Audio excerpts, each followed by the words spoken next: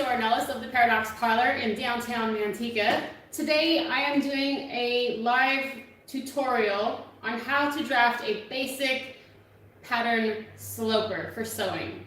And I want you to get a moment to get some things together, press pause. You're going to start off with needing a very large piece of paper or multiple pieces of paper that are going to be used as your drafting block.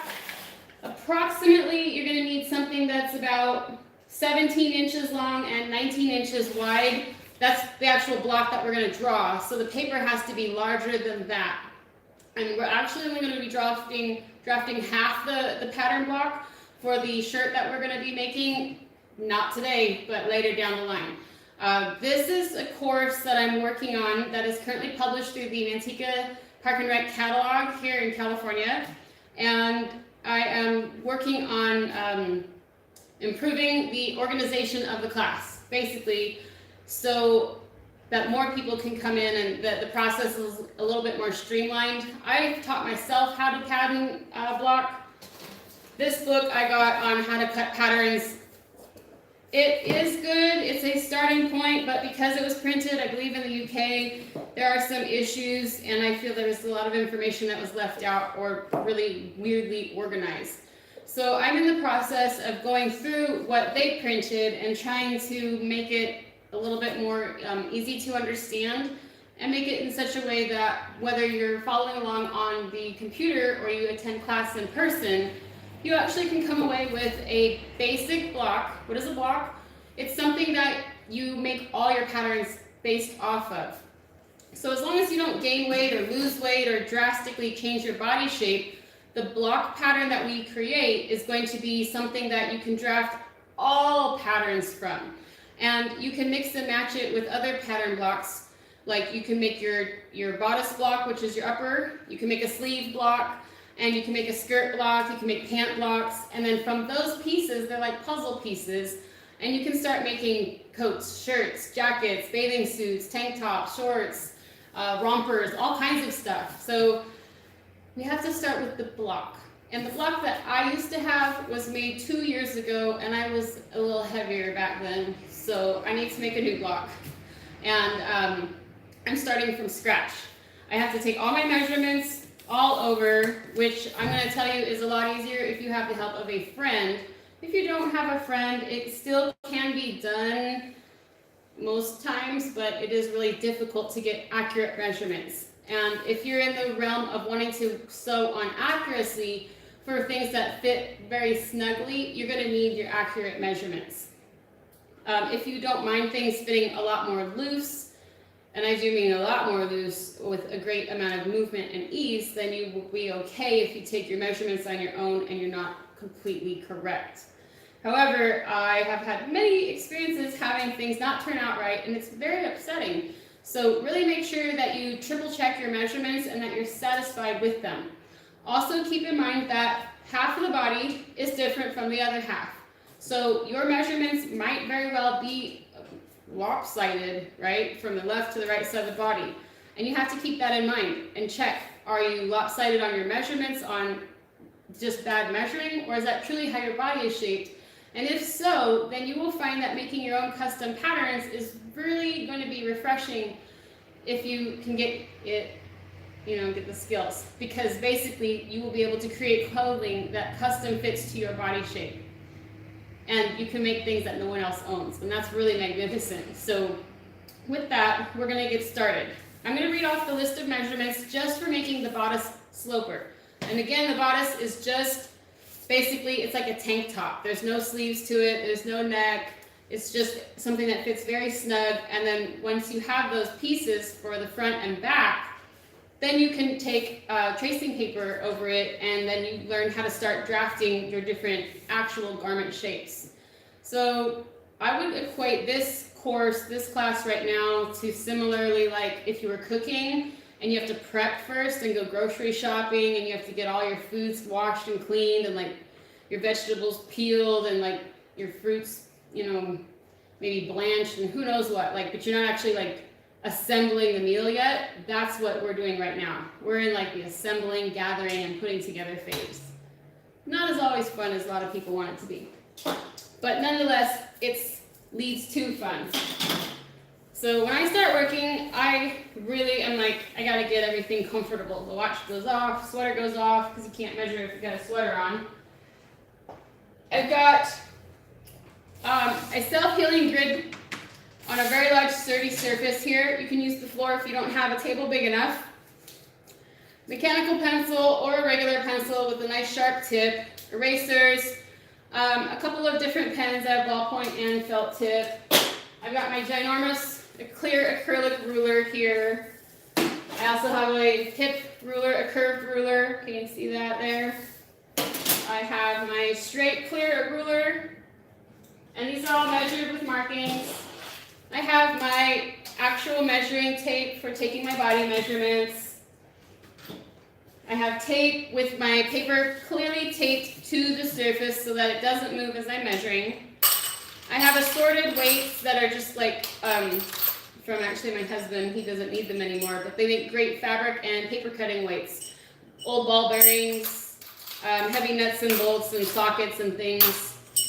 I'm kind of like, I don't like pinning when I have to pin something.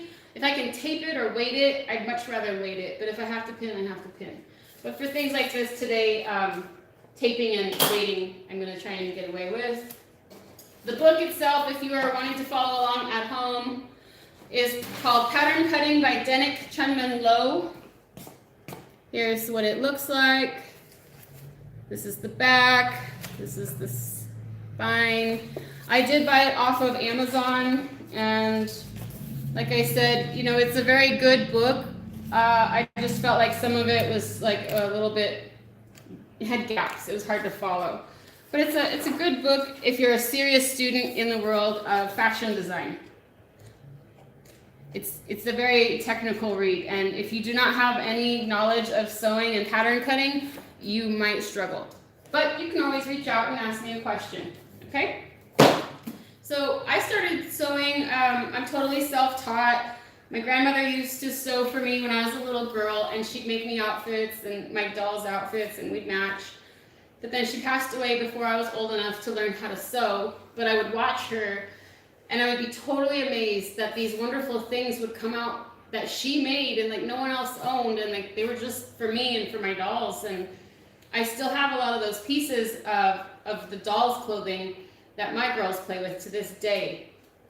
And I just feel it's a lost art, and not enough people are truly interested in the couture aspects of how to create clothing and finish it, not just, you know, like get it done quickly, which I do have a serger style simplicity machine. It's great, it's really great. But there's a lot of techniques also for finishing the inside of a garment. You know, and so it's just something that has always been a passion of mine. And now that I have enough space here within the Paradox Parlor in downtown Manteca, in addition to offering hair care and pole fitness classes right on the other side of the camera that you can't see, I'll even spin it for just a second so you can hear it, because everyone thinks I'm crazy. They're like, you do so much. See? Pole number 1. Pole number 2. Yep, see the mirrors? See yourself? Awesome. Let's come back around. So where I'm sewing, you can see, is the stylist area for when I'm not doing pole classes. This is where I would be doing hair and like all these wonderful pop-up classes. So for today, I'm doing the class on sewing. It's currently published in the Manteca Park and Rec catalog, so if you want to get information on that, you can go look there, or just go to theparadoxparlor.com. Alright, so first off, measurement-wise, you're going to need the following measurements, and I'm going to read them off. You might need to play this back several times. I'll work on getting a PDF together as well, so that you could just print it out instead of madly writing it down. But until then, you're going to need a measurement of your nape to waist. You're going to need the circumference measurement of your bust. You're going to need the circumference of your waist. I also like to include 2 waist measurements. The pant waist, which is where you wear your pants, you know, wherever, how low or how you wear them. And your natural waist, which is the indentation of your body. So it's quite a bit higher than where you wear your pants on most occasions.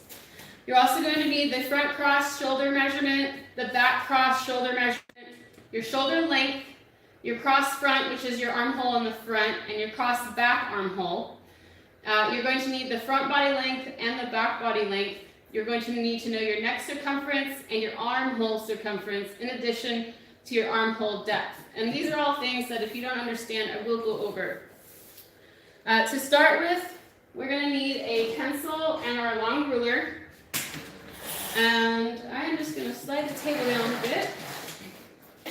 That way I can stay in frame. I don't want to have to adjust the camera because we're going to work over here on the end of the table. So step one in the book that we're going to work with is the drawing of the rectangle, which is going to be 19 inches wide and 17 inches long.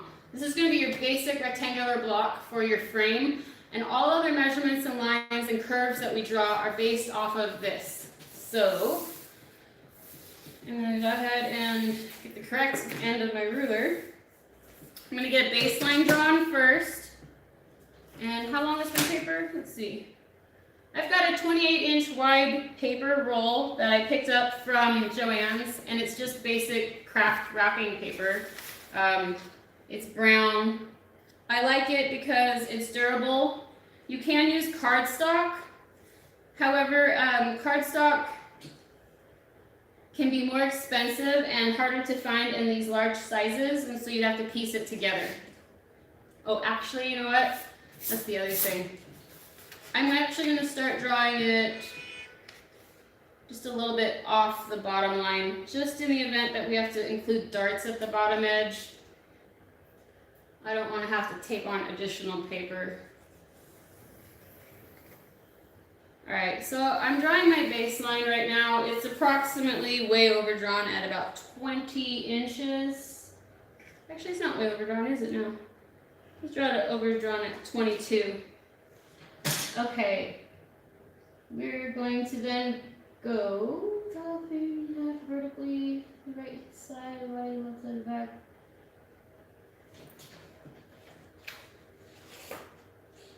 I just want to make sure I'm drawing on the correct line. I see. It's always good to read ahead in books sometimes and double check, because it's been a while, many months since I opened it up. Alright, so I'm going to show you the back. I love doing things backwards. So in the end, this is the goal of what we're going to create.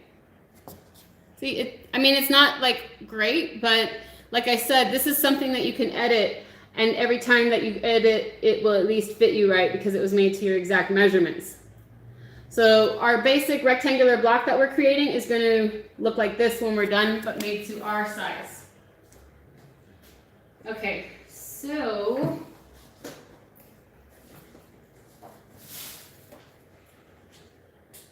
"19 inches wide, 17 inches long" as the frame for the basic.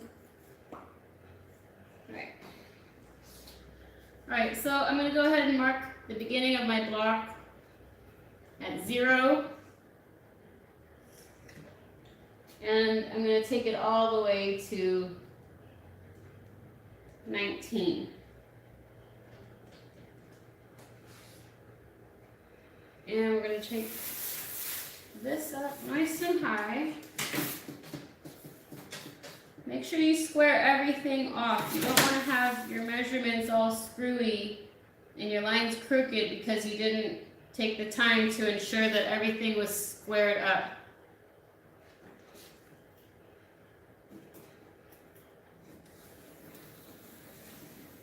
I advise that you draft with pencil so that it's easy to adjust and erase your line markings, because if you don't and you make mistakes in pen, it's going to make a very confusing, ugly sloper block that you're going to have to retrace, and it's just a hassle.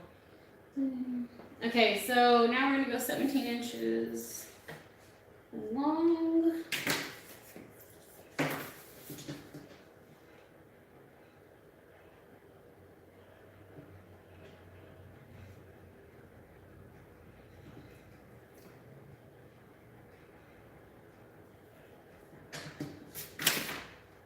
Let me get a cutting tool.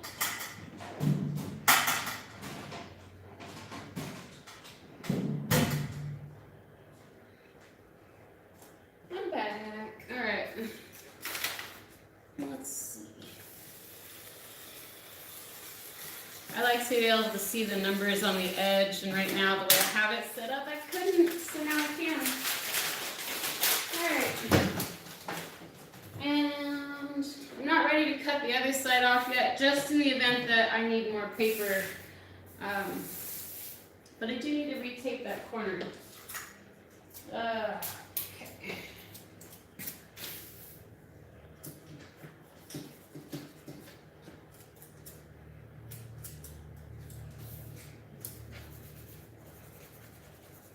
Alright, so we'll take down, always also mark your measurements.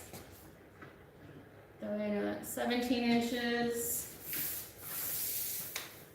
And from here to here, this is 19 inches.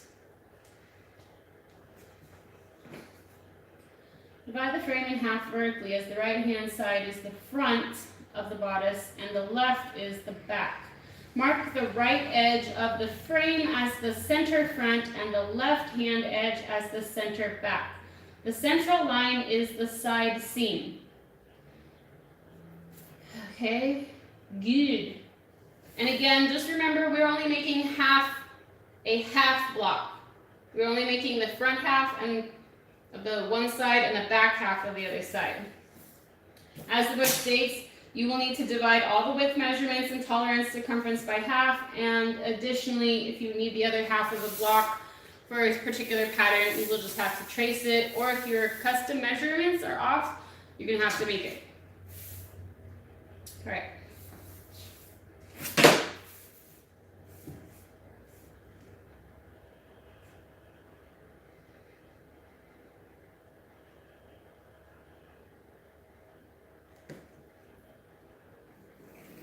I like to use the paper here with the grid underneath it so that I can make sure it's nice and straight and true.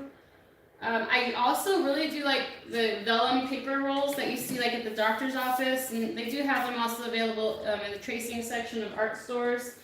Those are really great to use over the craft paper for when you're drafting new patterns off your silver block.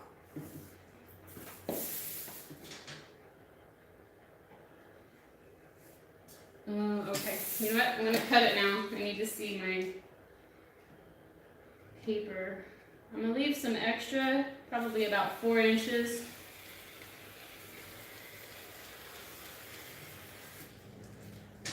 And then the rest of this, I'm just going to wind back up on the roll that is hanging underneath the table. Oh, I have to take the tip off first.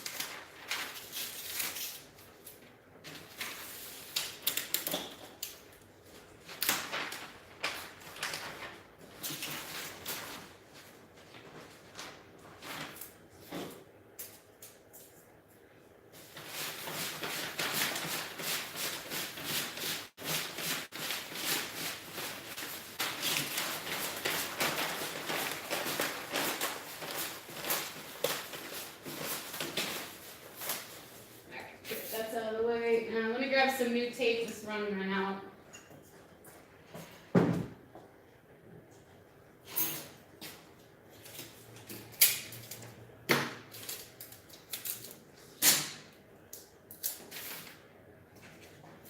And just to make it easy to get your tape off your table, just make sure you fold over one edge so it's like a tab you can pull up. Alright. Now I can easily draw my top line on the rectangle.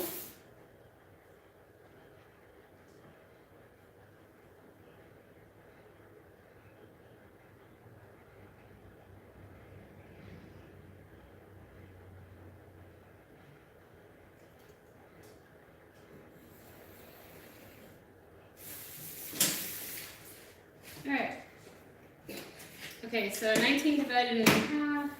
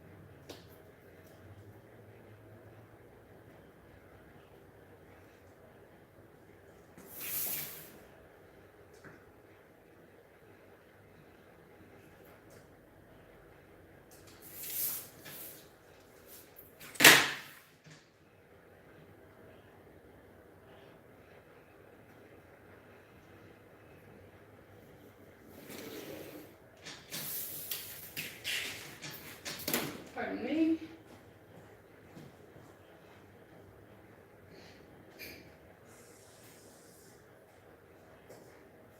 Forgot all about my tea. All right, let's go warm up that water. All right. Next step on the book.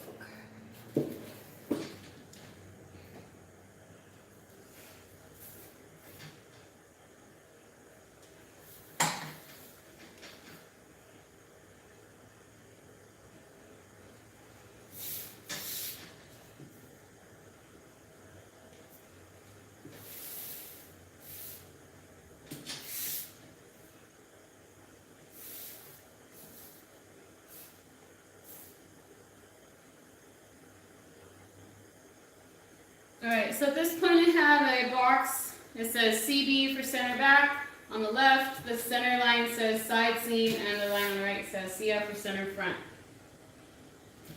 All right, next. Ha! We drew our block. Ready? So you need to think, the depth of the armhole is usually half of the width of the front or back bodice block, plus an optional 1 to 1.5 centimeters, which is approximately 3/8 to half an inch.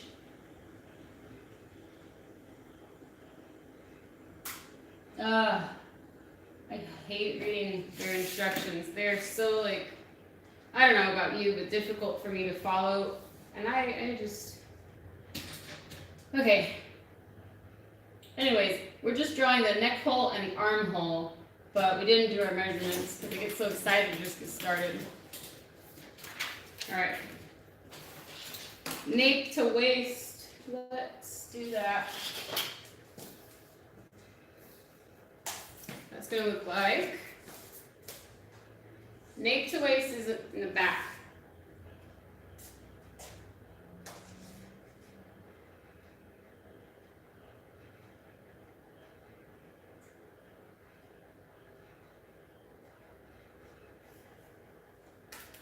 So as you find the nape of the neck,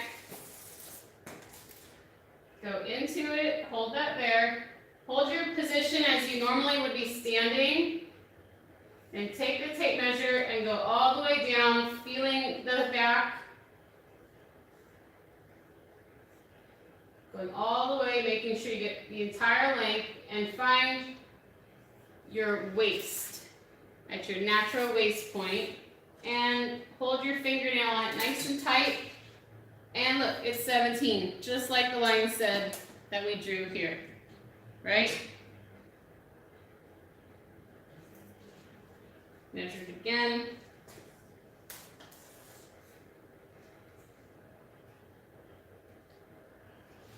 Cool. If yours is a little different, you might be taller, you might be shorter. These are just rough estimates based on average measurements. Okay, next, and I think actually mine was closer to like 16 and like a half to maybe 16 3/4, but I'm gonna go ahead and let it ride. Let me see again. Yeah, I put it here at 16 and a half, and if you look here, because I'm kind of short, I'm like 5'3" only in the morning, right? By the end of the day, I'm like 5'2". But just in case, I'll even allow the extra ½ inch.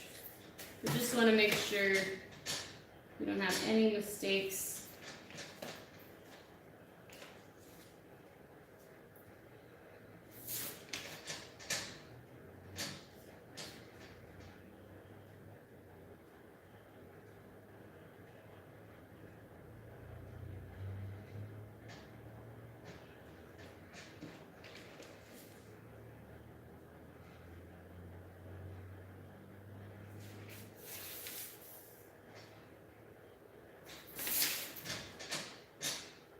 Alright, so I marked my length to add the additional ½ inch in 3 spots to ensure that I'm adding the right amount of length throughout the entire portion of my pattern. And I'm just redrawing the line a little bit darker.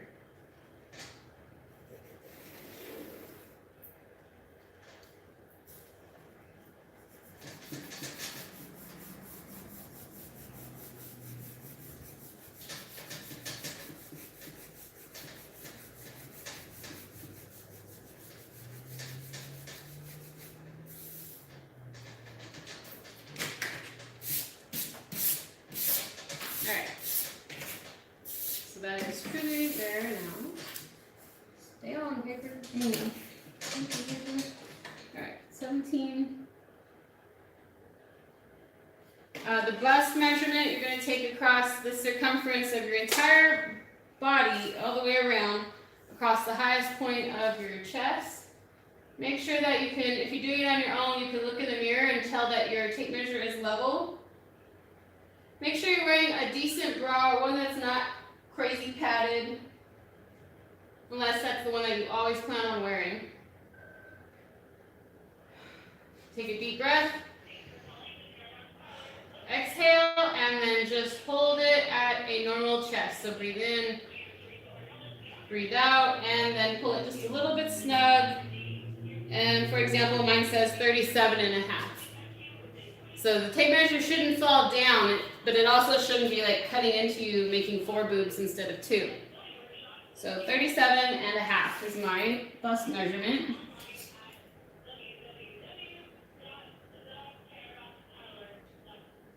Thank you, answering machine. All right. Next is the waist measurement at where you wear your pants. So I'm flipping my waistband up pretty high. I don't typically wear it this high. I usually wear it where the seam is down here, and so that's where I'm going to take my measurement for my pant waist. So same thing as with when you take your measurements for your chest, make sure that the tape measure is level. Check it in the mirror. Stand up straight and hold yourself as you normally would. Don't pull it too tight. Don't suck it in, because then your clothes are going to be way too tight. And don't poach it out, because then they'll be too loose. You want your sloper to fit snug, and then all your patterns you make from that, you can make adjustments. So I would say that mine is 34. My pant waist is 34 inches. And then the natural waist, we're going to take that measurement. Pull your shirt up a little bit higher. And again, the natural waist is at the natural point that your body curves inward. Some people have a lot of curves, some people not so much. Maybe one of you only curves more on one side than the other. That's like me.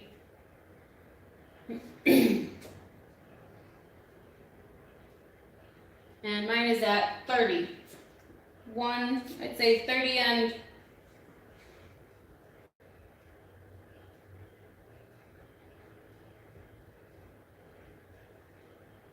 30.5.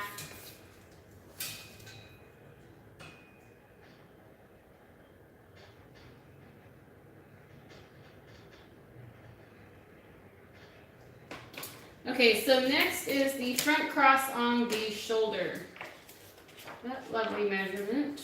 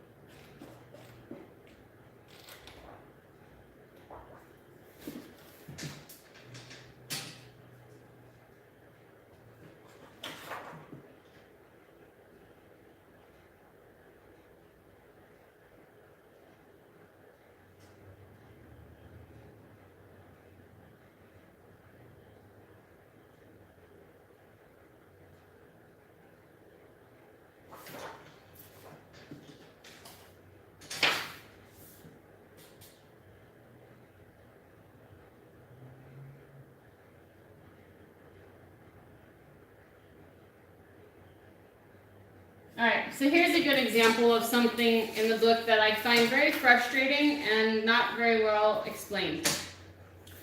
I understand it, I've done this before, but like I said, I'm a little rusty, so I wanted to read it so I could better figure out how to explain it to you. Especially if you're new, right? So you need to know these measurements, but then you read something that says cross front, cross back, and they're both for the armhole. And then when you read their definition of like front cross shoulder, it says that using this measurement ensures that the shoulder of the garment sits in the right place by helping to locate the width between both shoulder points and also to locate the shoulder slants. There is not, however, an exact place to take the measurement, because that's like totally helpful, so why would we have that? Anyways, fashion trends and designs also influence the position at which this measurement is taken, which will vary according to the desired fit of the bodice. Great. It says, again, for the back cross, that this is measured in the same way as the front cross shoulder. The two do not have to be exactly the same. A wider back cross shoulder indicates that the person has a curved back, while a narrow back shoulder cross indicates that the person stands with an arched back. Great. And the cross front, this is measured 5 inches down from the shoulder neck point, horizontally across the body between the two front armholes. This measurement assists easy drafting of mid-curve front armhole. Well, didn't that sound like a lot of craziness? Like, if you didn't understand that, I don't feel bad. I mean, I don't feel bad for you, because it's just like a lot of gobbledygook, right? This is like truly a textbook. So what we're basically trying to figure out is in relation to your body when you're making like the block. See how, like, in relation to my shirt, how it's like a really big neck hole and like huge arm holes, right? So we're making a block that's essentially like this. However, we want it to fit nice and tight up here, and we want the armholes at like a comfortable armhole, but at its like minimum. Why? Because then when you start creating, using that block to create other things, it'll be easier to open up the neck hole, open up the armhole, because you already have your minimum tolerances for a snug fit, so it's easy to make a loose fit because you know what the body shape is. But when you're reading these instructions, what you're basically trying to draft at this point is you're trying to figure out what is the slant of your shoulder and where does the armhole correlate to the neck hole placement. And so that's what these measurements are that we're taking, and we're trying to figure out, you know, where do you place your beginning measurement to your end measurement, and how does this all correlate to the original block that we drew on the paper. So that's why this class is really important, that you come in person. It can be really overwhelming to do this on your own. All right, so the front shoulder cross. And again, I really feel they don't give enough information. I'm going to show you some examples to help hopefully you understand what they mean. So on the front shoulder cross, they say approximately it's 14.5 inches. This is approximately 14.5 inches.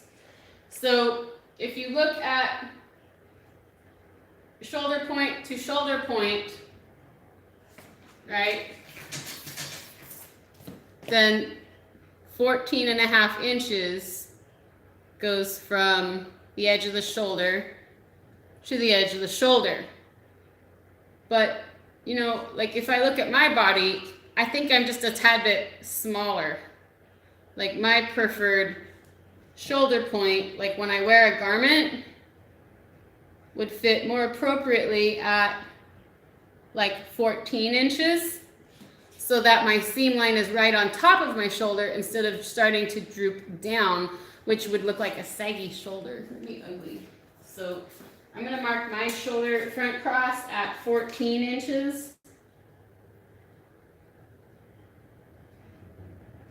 And then the back shoulder cross. And here's where things get tricky, because you want to make sure that your measurements are starting and stopping at the right point. So if we did our front ones right on top of the shoulders, then we need the back one to go right at that same spot. Otherwise, like, it could say some funky things. So shoulder to shoulder point, right on top, it's right on top.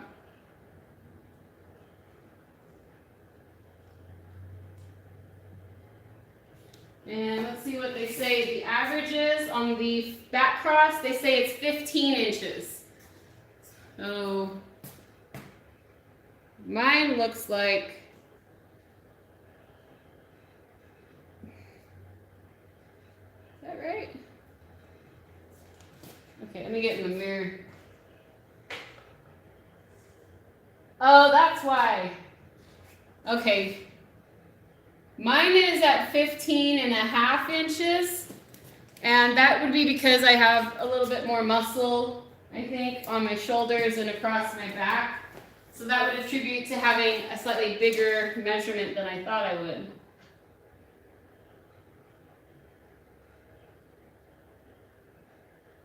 All right, so now on the shoulder length, they average that it is 5 inches in length. So if I go into my shoulder point, which you can kind of see it right where it, see like right there, right? That's what we're going to measure. And take that up into where the neck right here just starts to go up.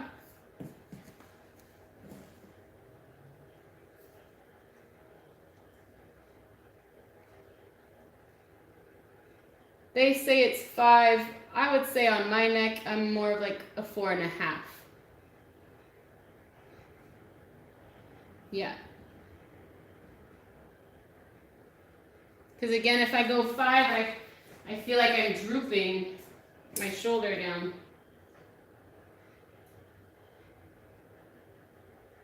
I'll double check it even. 4.5, maybe 4 3/4.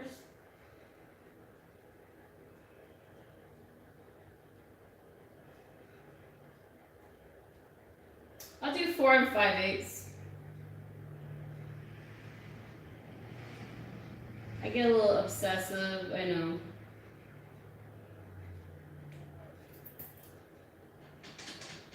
All right, so front cross armhole.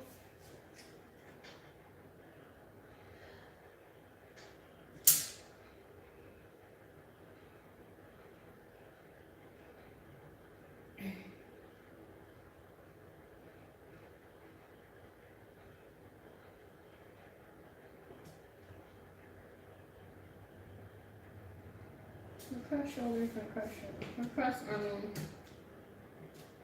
All right, the front cross on my armhole is approximately 13.25 inches in the front and approximately 14 5/8 to 15 inches in the back. Again, these are basic and your measurement might be different. So in the front, this is measured approximately 5 inches down from the shoulder neck point horizontally across the body between the 2 front armholes. This measurement assists easy drafting of the mid-curve front armhole. Does it now? And they don't have pictures, so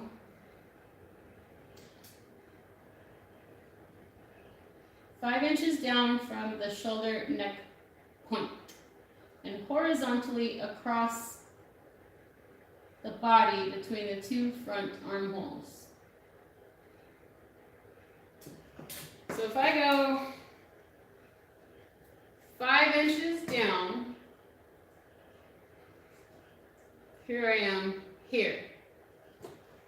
So then it says you're going to go horizontally across the body between the 2 front armholes. And they're saying that they have 13.25 inches.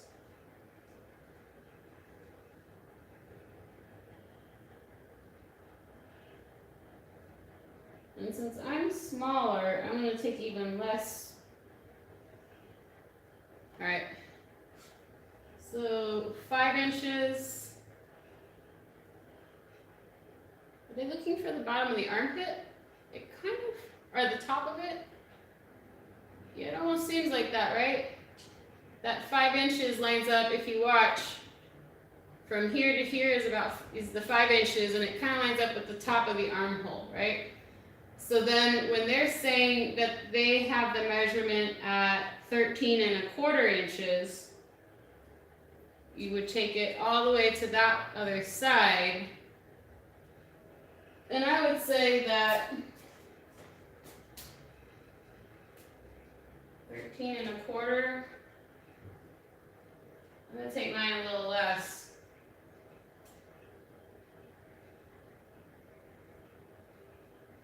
just 12 and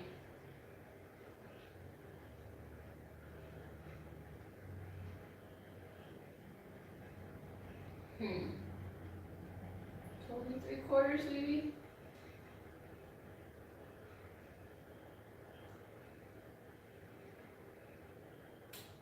Yeah, I'm going to put mine at 12 3/4 for my front cross.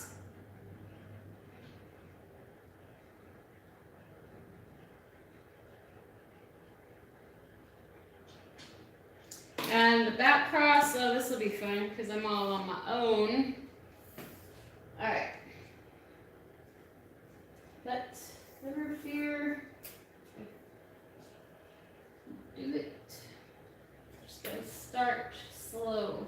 All right. So we're looking at, again, the same thing as the front, but from the back. We're looking to find the top of our armpit to the other side of our armpit. And they're saying that it's going to be approximately 15 inches. And you know what? Ah, come back to me.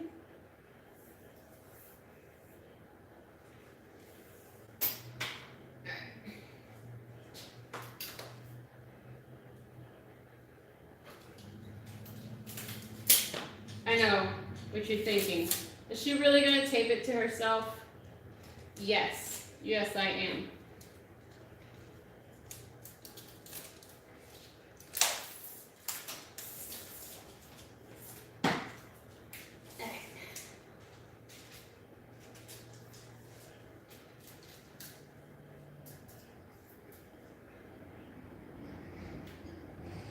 A little further over.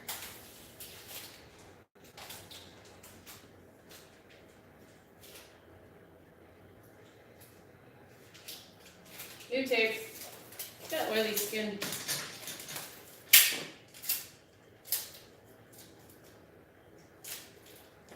Alright.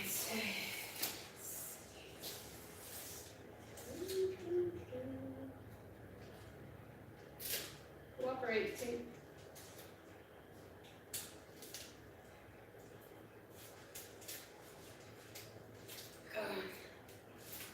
Stay.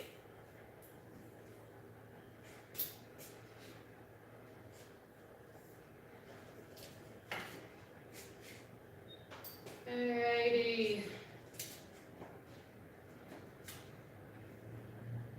And relax.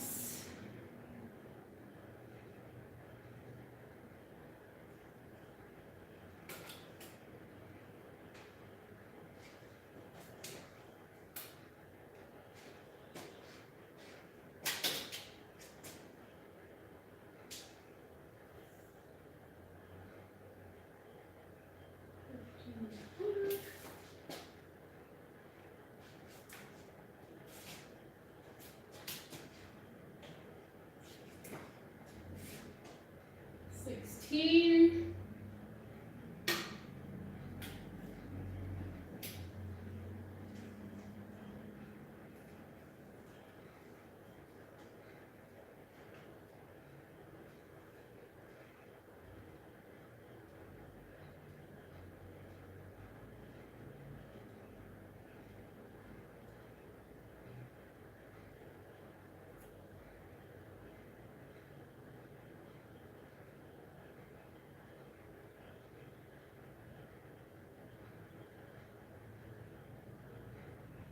I would say it's 14 1/4 on my back.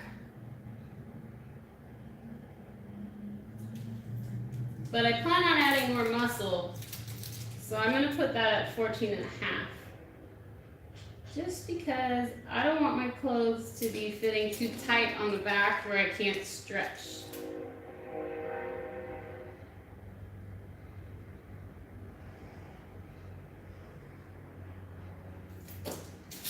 Alright, so now we need the front body length.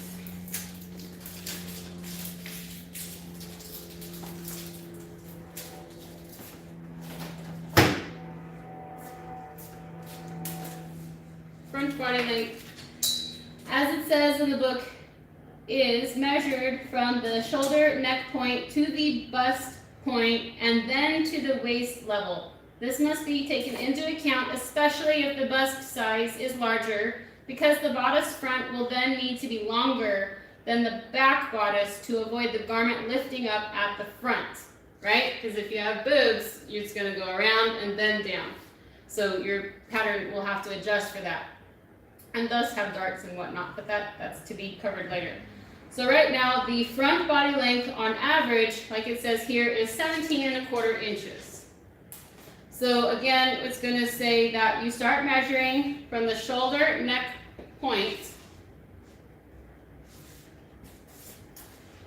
Then you're going to go to the bust point and then down to the waist level. You see how it goes straight down, right? Shoulder, neck. Make sure you're in the correct spot. Goes right down. Make sure you hold the tape measure across your body the entire way down so that you don't allow for slack. You want to make sure you get every little part of your body measured. And then you're going to go all the way down to the waist, right? See, and this is where it gets hard. If you have two people helping you, it helps because then you'll know where your waist is. So, watch, I'm just going to have to take this off because I cannot measure and find my waist at the same time. So now I can see my waist. It's like right above the edge of my band here that I'm wearing. And then this is going to start again here. It's going to go all the way down here to here. And if I take, and here's where I make my measurements different from the book. To my natural waist, this thing is like 18 inches, I believe it looks like. Let me look in the mirror. It's hard to read far away.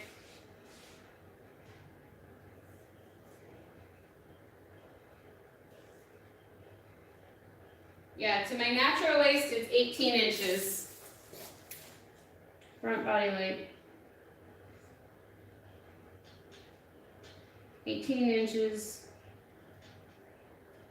And then I'm just going to put shoulder, neck, point to natural waist. And then I'm also going to include to my pant waist. So that, again, you know, these are notes that would be kept on the sloper so that when you're creating a new pattern, a new piece, that you have an idea of where your points are so that you create the correct length of garment. All right. Because sometimes you want a crop top and you need to know where's your natural waist to cut it up higher. And other times you're like, no, I want a long tunic and I need to know where my pants is at the pant waist so I can go below it or right at it, you know. But if you don't know where all those different points are, your shirt's going to be all crazy and you're going to be driving yourself insane trying to get the right length. Always guessing. Don't be guessing.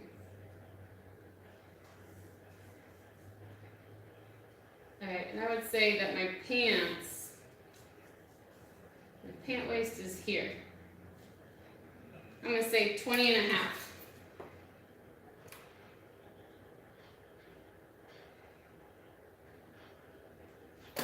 I'll even double check it. So from here.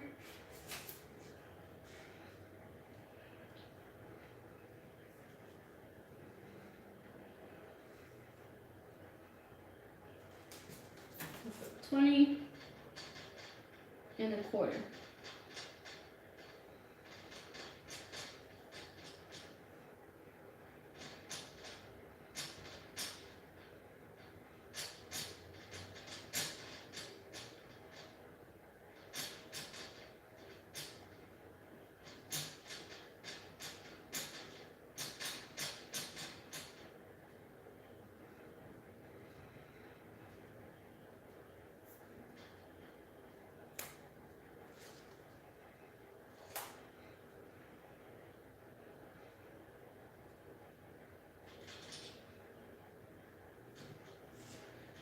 Okay, so that's where I've got my front body lengths, and then my back body length, it says that is on average at 17 inches. And again, it's measured from the shoulder neck point to the shoulder blade and then down to waist level. Again, the measurement should be taken into account, especially if your back is rounded or if you think that like you're lopsided, you know, and you want to make your patterns work, you're going to need to mimic your body. If you can't correct your body placement and positioning, your patterns need to mimic just the natural position of your body, right? Okay. And again, I find that I have two measurements instead of one. One is for my natural waist and one is for the pant waist that I actually want to wear stuff at. Again, since we're only on our own today, tape is going to be an extra hand. So I'm going to take my tape and tape it into my shoulder point right there, right on top. And then it's going to go down the shoulder blade. Make sure the tape isn't rolled up and wrinkly. Give it a little tug down to pant waist. You can see right. I'm sorry, natural waist. Yeah, right there. That is the natural waist. 15 and a half.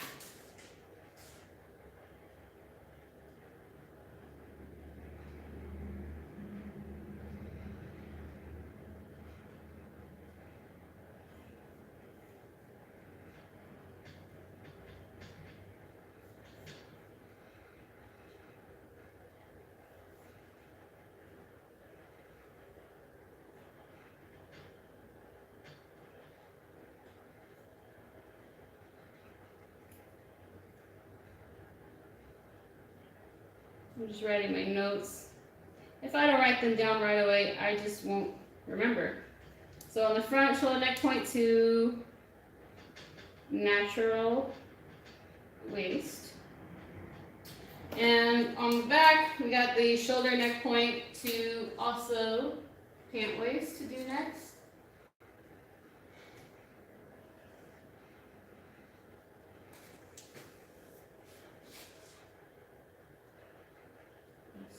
There.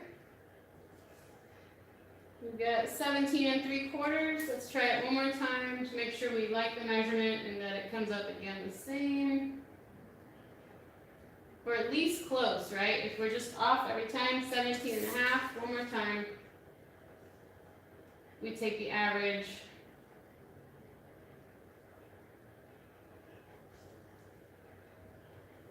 $17 1/4. One more time.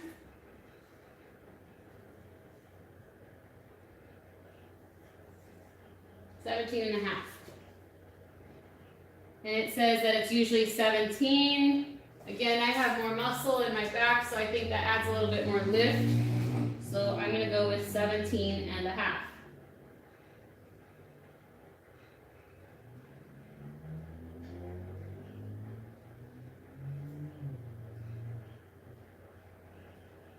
You know, just because your measurements are different or seems really off doesn't mean they're wrong. It just means that you need to have a better understanding of, one, your body, and just continue remeasuring, checking your measurements, and just be aware that everyone has different measurements.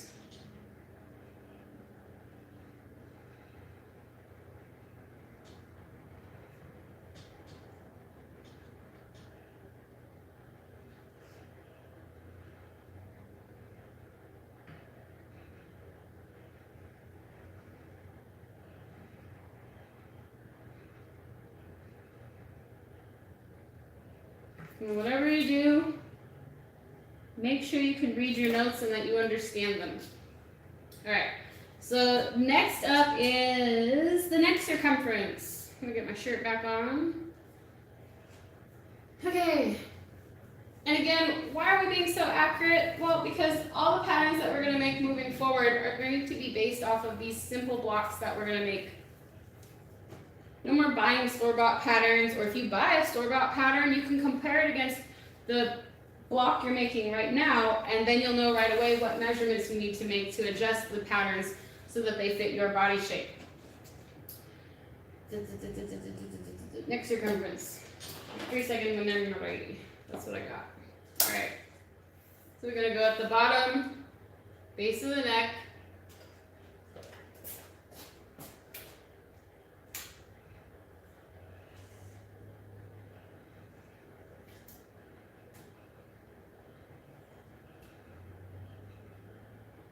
Mine is 13. On the average neck circumference,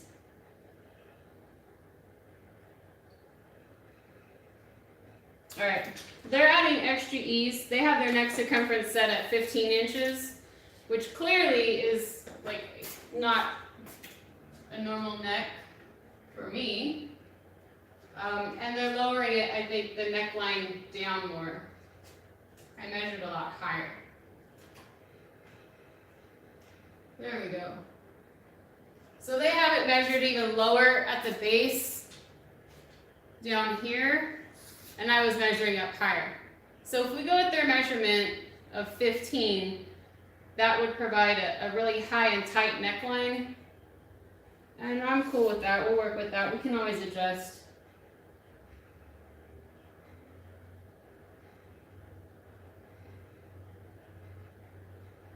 Okay, armhole circumference.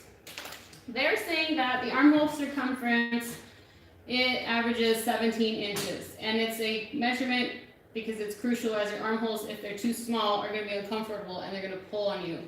So, let's see. I'm going to loop it at 17 inches. Throw it on. And that is a tight armhole, right? I might even open that up a little more because I have more muscle.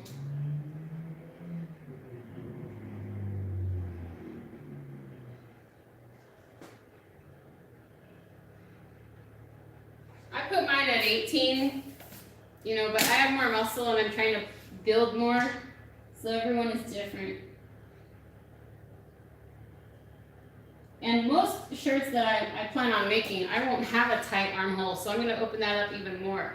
But I at least want to know what the bare minimum should be so that I know, like, okay, that's how tight it is to my body, so I can really open it up, right? But you have to have a basic foundation.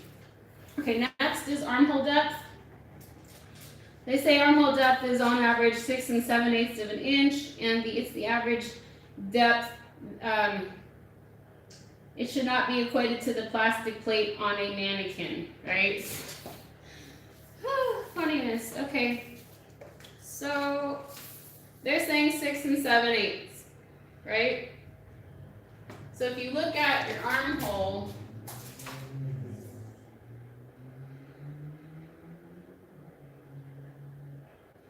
from the shoulder point,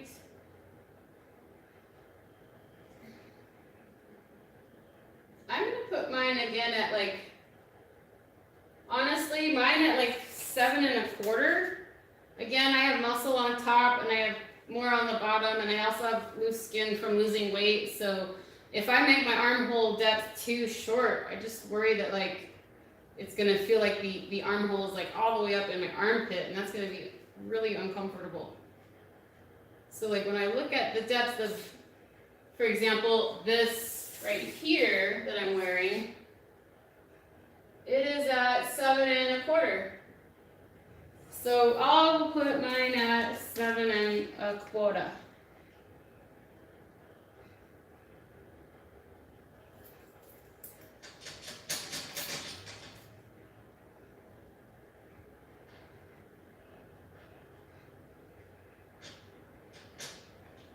All right. So a little out of order.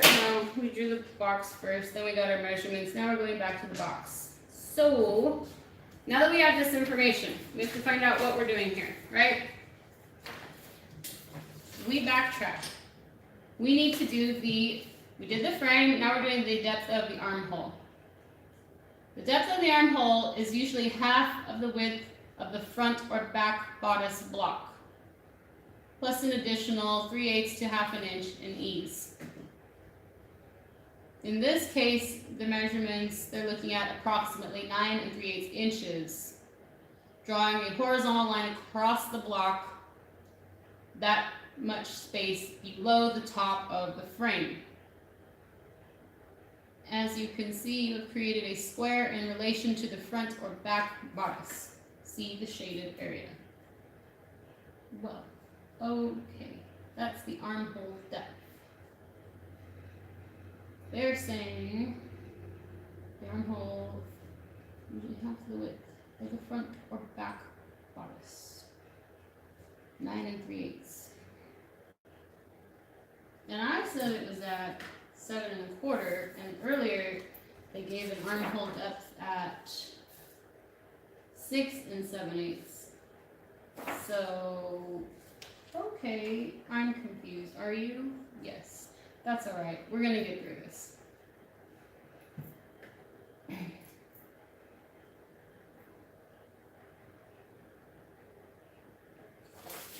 Where did they get their horizontal line from? Right there. Okay. 9 3/8.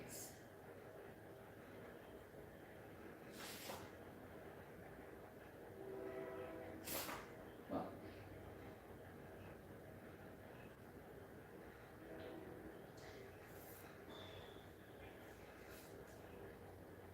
Party lines. The circumference of my body at my waist. For example, my natural waist would be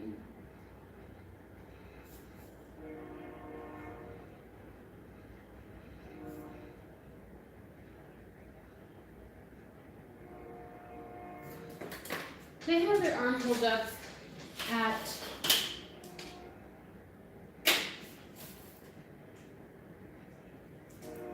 half of the width of the front or back bodice. So if I'm going to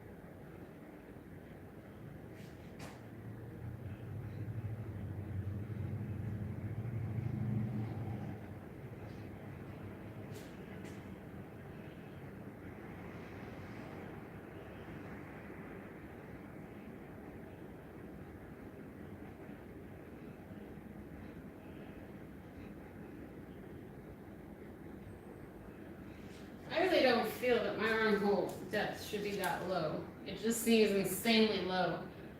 9 3/8 is like down here. I just don't see that being right.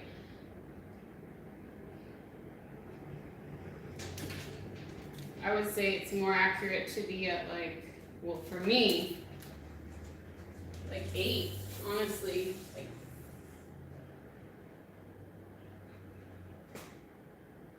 Honestly, 8, 8 1/4 at the most. I'll put it at 8 1/4.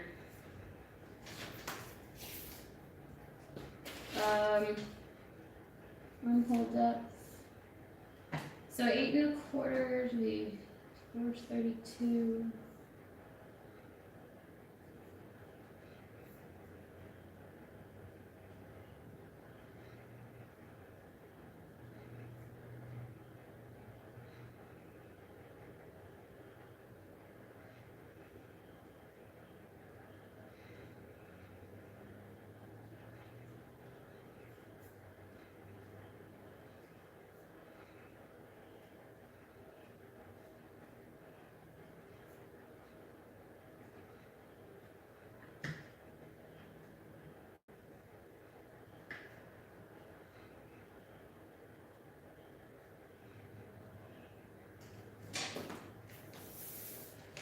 so 8¼ inches.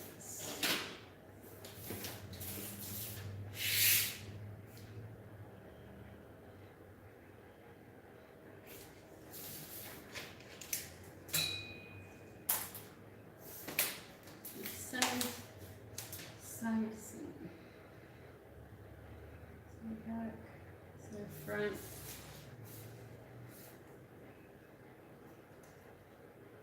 This is 8¼ Where is honey drawing up? They might be, huh?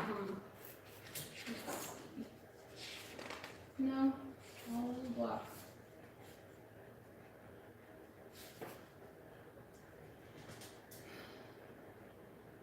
Oh, but that's why. I get it. Okay.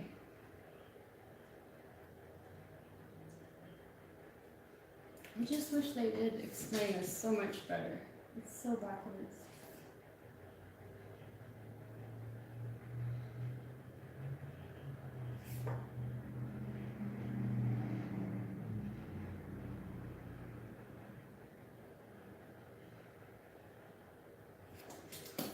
Well, if you look at the end picture in the book where they have the bodices done all together on the back side and the front side, it illustrates better.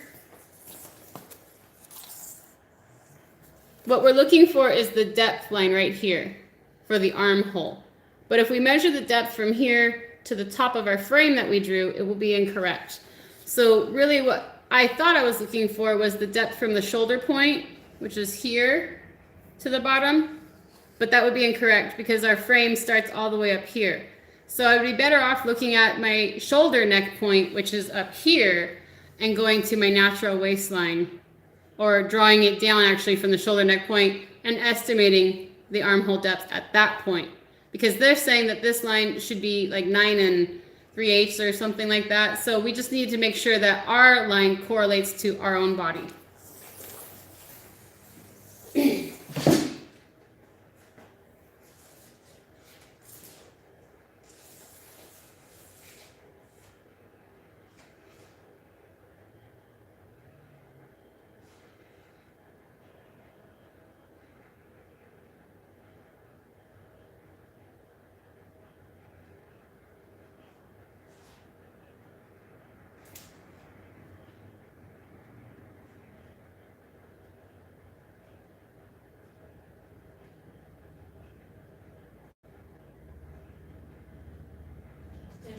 Okay, so in relation to studying that more, I would say the book is more correct. So I'm going to go ahead and stay with their 9 3/8. I actually might make it more 9½, because again of the muscle and the fact that I'm trying to build up my traps up here. So my armhole depth is going to be adjusted as my muscle builds up. It would pull my shirts up. So I want to make sure that I adjust that and keep a slightly lower armhole depth. So I'm going to go at 9½.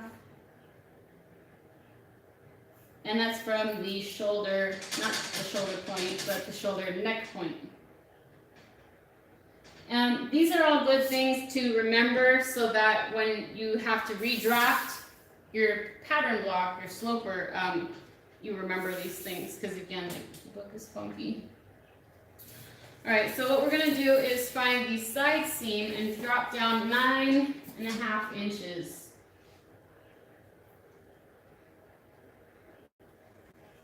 And again, draw it on each line and then draw your horizontal line connecting all of the measurements.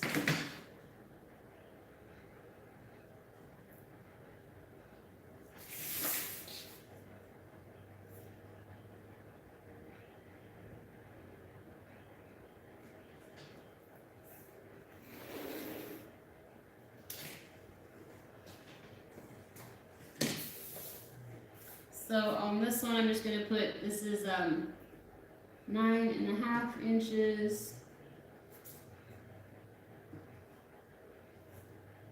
And put armhole depth. That way I don't forget what my line is for.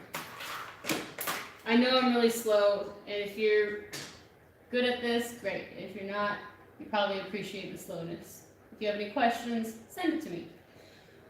All right, let's go back to where we were. Okay, so now we have created basically a block. It looks like foursquare. And it's like, why is that so hard?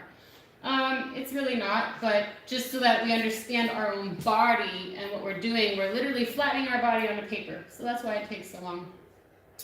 To draft the front neck opening, you're going to draw a dotted vertical line 2 3/4 inches from the center front, which is half of the front neck width, approximately 5.5 inches. Then draw another dotted line 3 inches from the center back of the frame to indicate the width of the back neck opening. The front neck depth should always be a little more than the front neck width in order to achieve an oval shape. And the back neck depth, a suggested measurement of approximately 1 inch deep, and it can also be measured. It can also be the measurement of nape to waist, approximately 3/4 inch from the top edge. And again, this is what it's going to look like. As you start to draw, that's the back neck opening, and this is the front neck opening. And again, we actually are measuring. We're not just loosely drawing. So I'm going to look at my center front section. And again, it's asking for a dotted vertical line 2 3/4 inches from the center front. So 2 3/4 inches.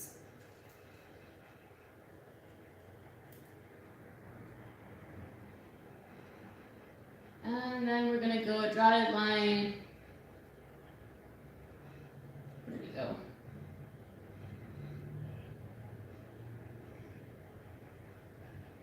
Three inches from the center back. There's that and that. And front neck depth.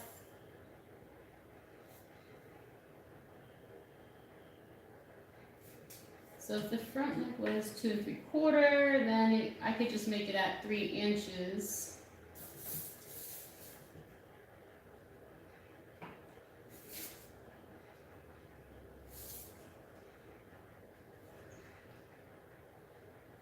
And then on the back, they said it should be about 1 inch deep, right? 1 inch. Okay, so now at this point, they want you to draw curves for both necklines using an armhole ruler. And the key is to draw the front neck like an oval, not a circle, and the back like a boat neck. Okay? So this is where your special curved rulers come in handy. And as a guide, you can either draw mini boxes or just completely like curve it out.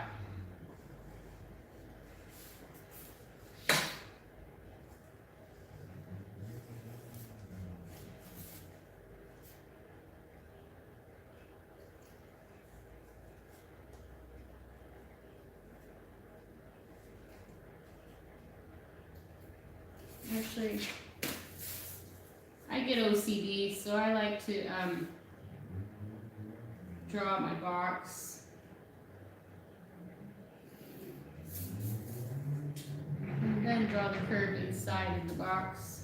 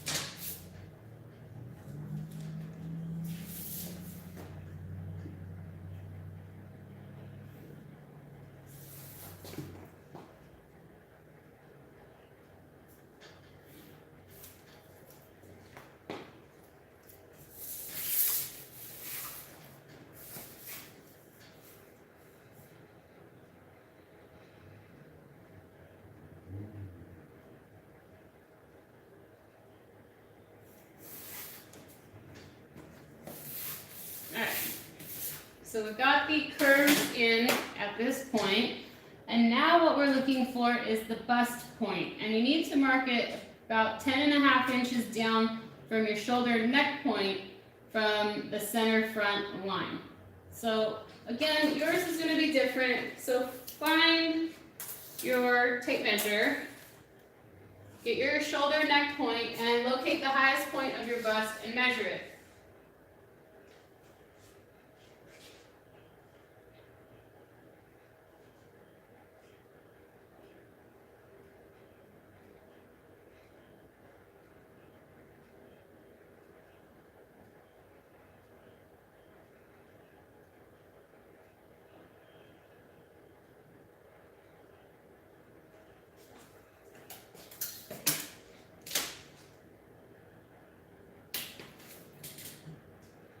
Okay, so like on this one it says 10.5 inches down from the shoulder neck point. Mine is like 9 3/4 inches, and I just want to double check the final.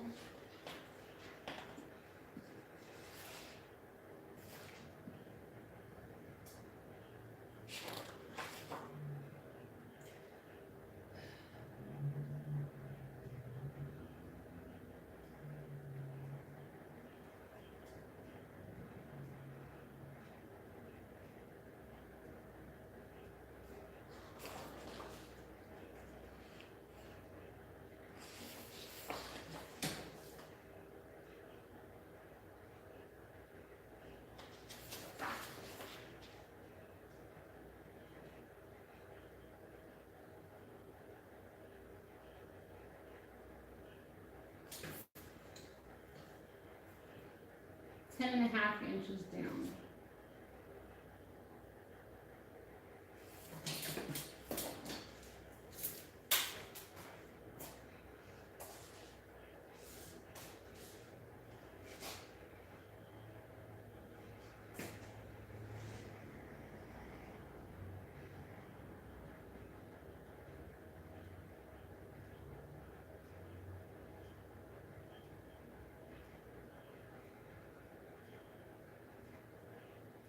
I'm going to make mine 10 1/4 inches, because I think 10.5 is going to be like too low.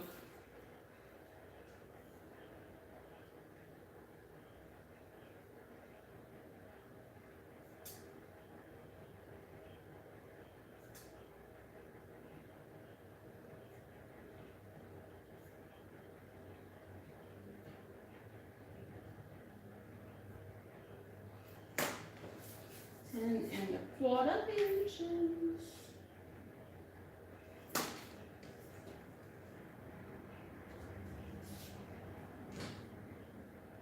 And they want it 3 3/4 inch from the center front line. Okay, so first find 3 3/4 inch. I'm sorry, what was it, 3? Yeah, 3 3/4.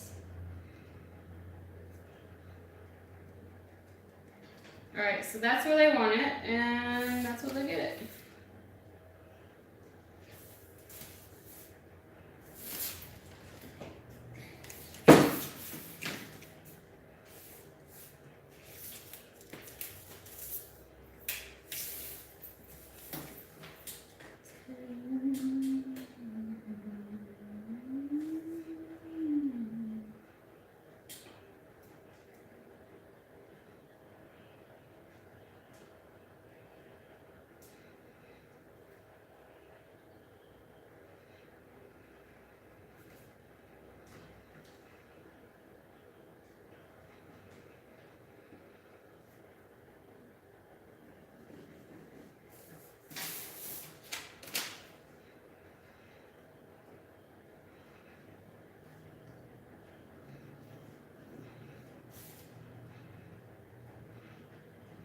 Alright, I've marked the bust point.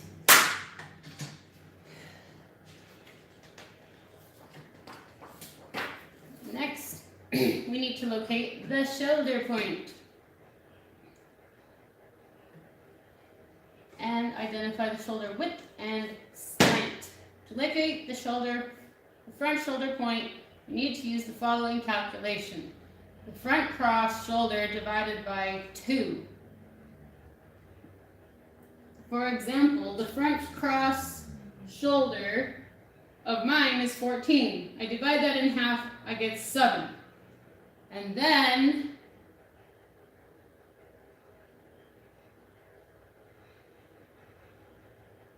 I have to divide it. Okay. This is where it gets fun. To locate the front shoulder point, you need to use the following calculation. Front cross shoulder divided by 2. They're saying that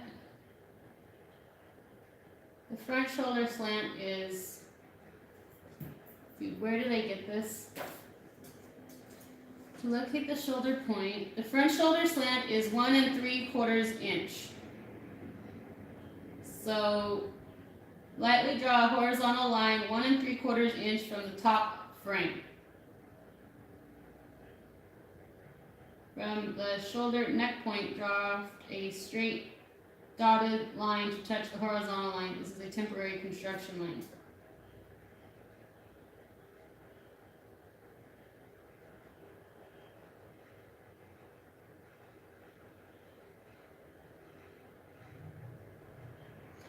Alright, so here's what I feel like they're not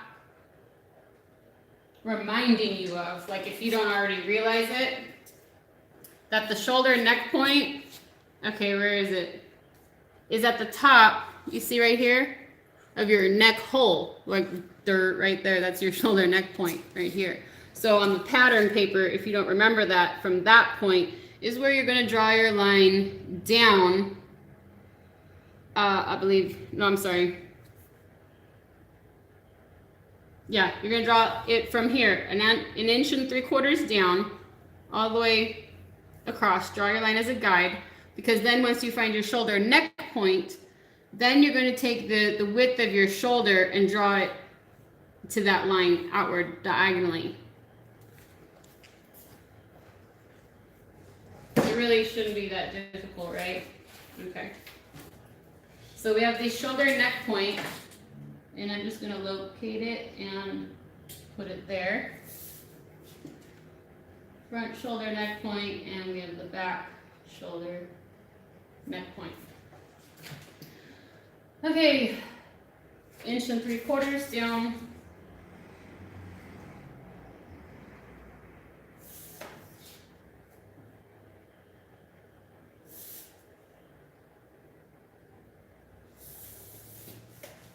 And I'm just going to lightly connect this. Some of the lines that you draw are more guides, and other lines that you draw are necessary and need to be remembered. Like this one I just drew is a guide. So in the areas that it's not needed, I'm just erasing it so that I am not confused, because other lines are important and need to be remembered.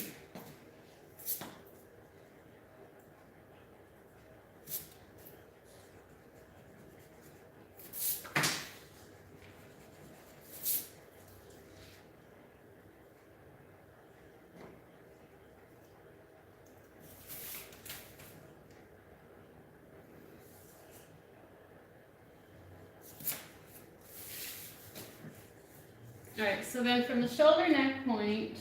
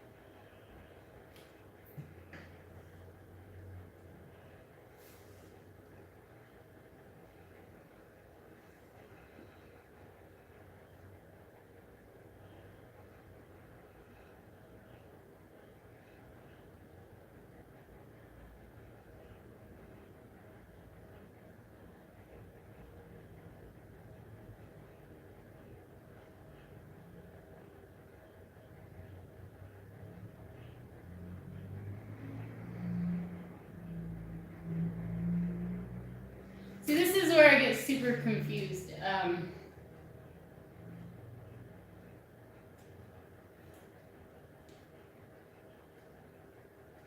They don't tell you. I assume this is where you actually need to know the length of your shoulder, but they don't tell you that. They just go, you're identifying the shoulder width and slant. And then they tell you to lightly draw your line 1 3/4 inches from the top of the frame, from the neck point, and draft a straight dotted line to touch the horizontal line. And then they repeat it here, but they don't actually use the correct measurements. Like, they don't tell you that that slanted line that you're drawing in for your shoulder, they don't tell you what the measurement should be. And I'm assuming it should be the length of your shoulder, which on me is 4 5/8 of an inch. But then again, you know, it's very confusing because they say over here to locate the front shoulder point, you need to use the following calculation.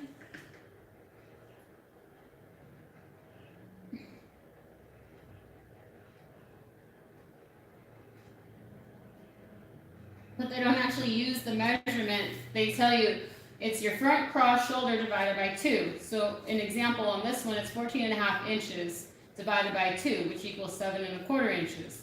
The front shoulder slant is 1 3/4 inches. But at nowhere do they actually tell you where to draw that 7 1/4 inch line.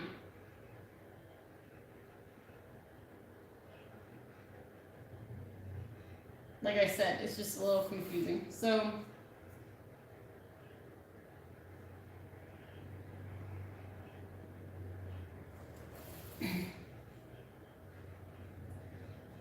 the back shoulder slant is 1 1/2 inches. So it actually drops lower in front than it does in the back. So the front is 1 3/4 inches and the back is 1 1/2 inches. So I need to fix the back.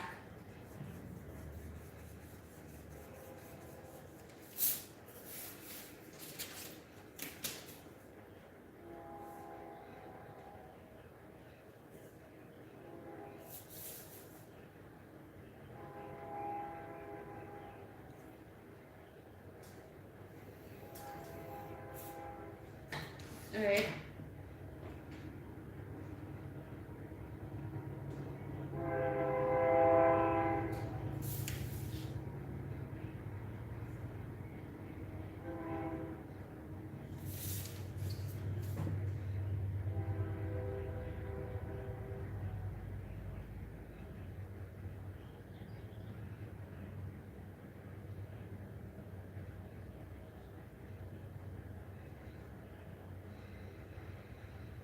See, what I don't understand is,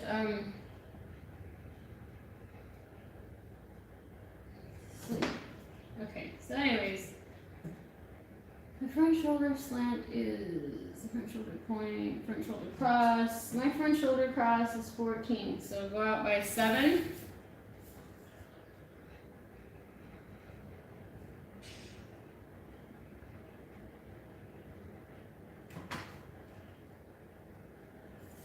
And I'm guessing that I have to redraw my neck to accommodate that.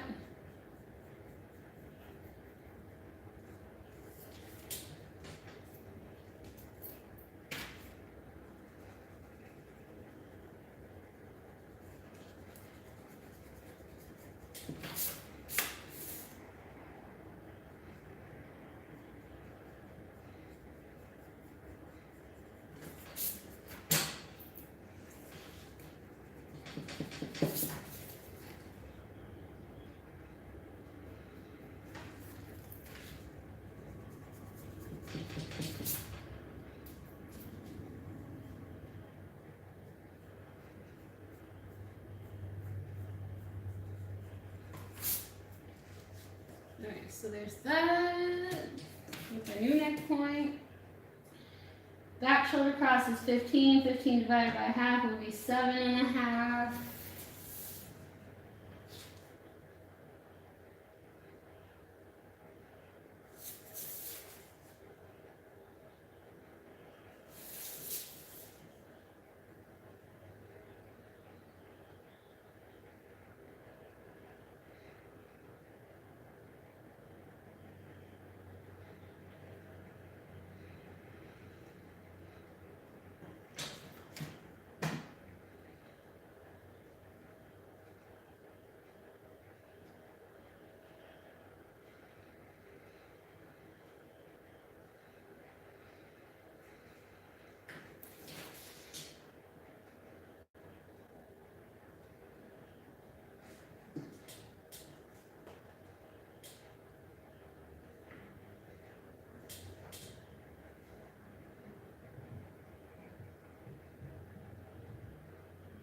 That can't be right, because if I do that, then I'm like an inch off. And then anyways, it says you have it at 7.5, but it doesn't say what to do with it.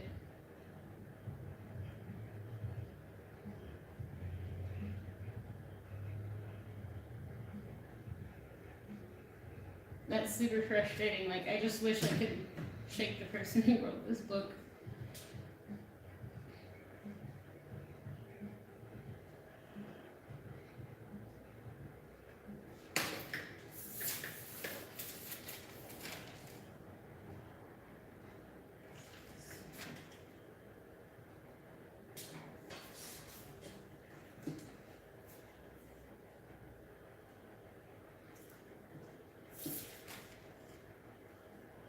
Six plus 6 is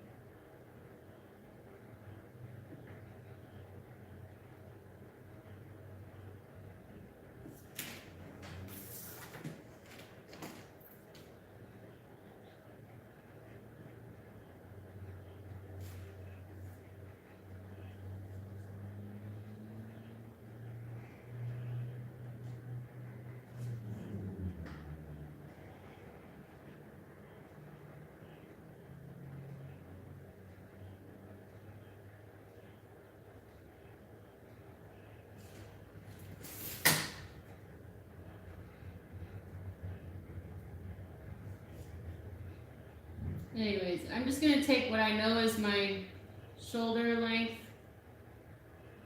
at 4 5/8 and draw it in at the slant that they claim should be 1 3/4 down on the front. And I'm going to do the same shoulder length on the back. 4 5/8.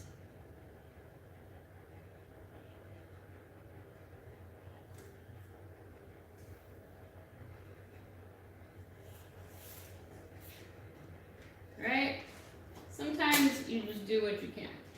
Alright, so next, back shoulder dart. To locate the back shoulder dart, measure 2 inches from the back shoulder neck point along the dotted line. Then mark a point further, 1/2 inch along the dotted line as the dart.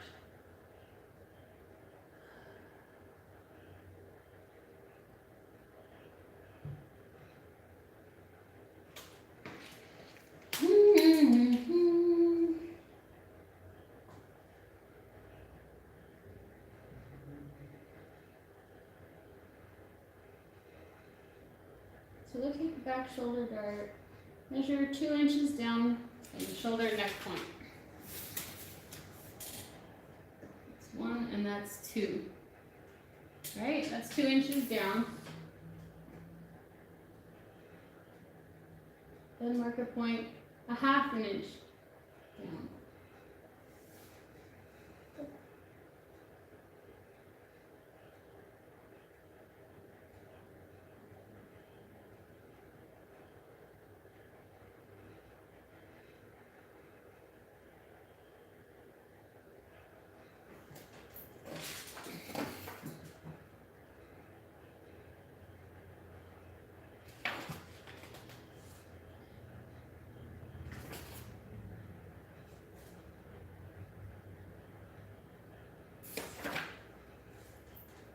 Mark, okay.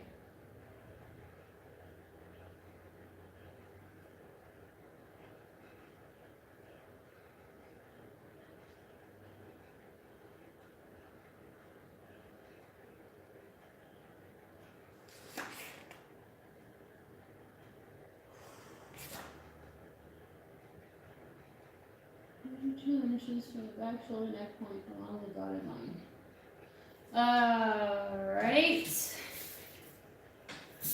So we're going to stay on the shoulder. 2 inches. Right here. And then from there, mark a point half an inch away.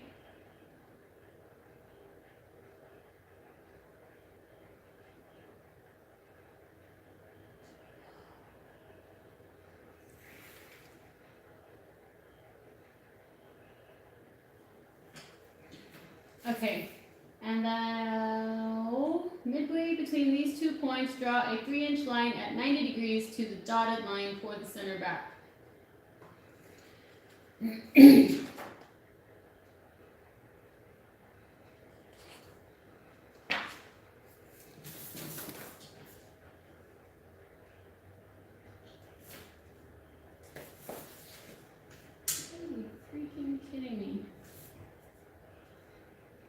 Right, so the best way to do that is to draw 1, 2, 3, a rectangle 3 inches long on both lines. So it'll go perpendicular, completely 90 degree out from the line that is the shoulder. So it's going to come inward, and it's going to be your shoulder dart. You're going to have 2 lines parallel, and then you're going to find the midway point right in the middle, and that is going to become the end of your dart. And what you'll do is take the point from each side of the shoulder seam and draw it right into the middle, 3 inches down, and that will become the dart. So amazing! I finally understood that. Oh, I'm so slow. Anyways, okay, next we're gonna go ahead and do the next step. That was the shoulder seam in the back. We gotta do the bottom back dart. When are they gonna have us draft that? To draft the back shoulder seam, use sticky tape to close the dart as if it had been sewn on a machine. Use a tracing wheel and draw a straight line from the shoulder neck point. I feel that's jumping ahead. I feel that we should get everything else taken care of before we do the darts. We should finish drafting the entire block. But I'm going to use this as an intermission. I shall be back in just a moment.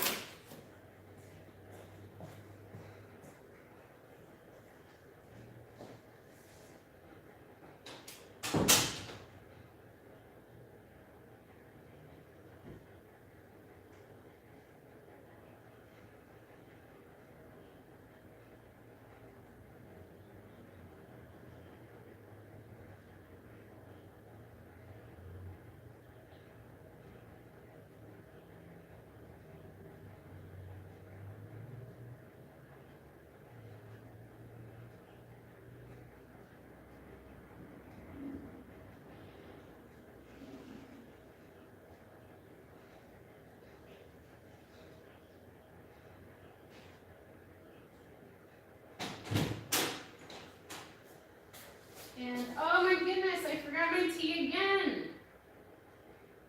Ugh. Probably better. There's a lot of like line scale or whatever that is building up in my teapot. And it flaked off when I heated. I thought it was clean. Alright, off to make a fresh pot of water for my tea. Please tell me I have enough water.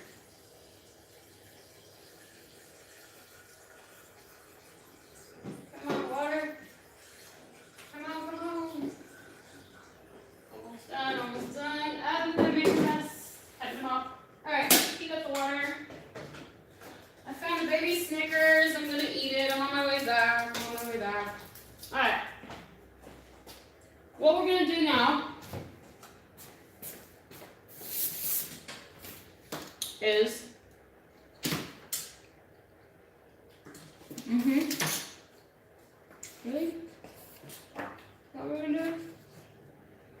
Yep. All right. We're gonna draft the bust dart next.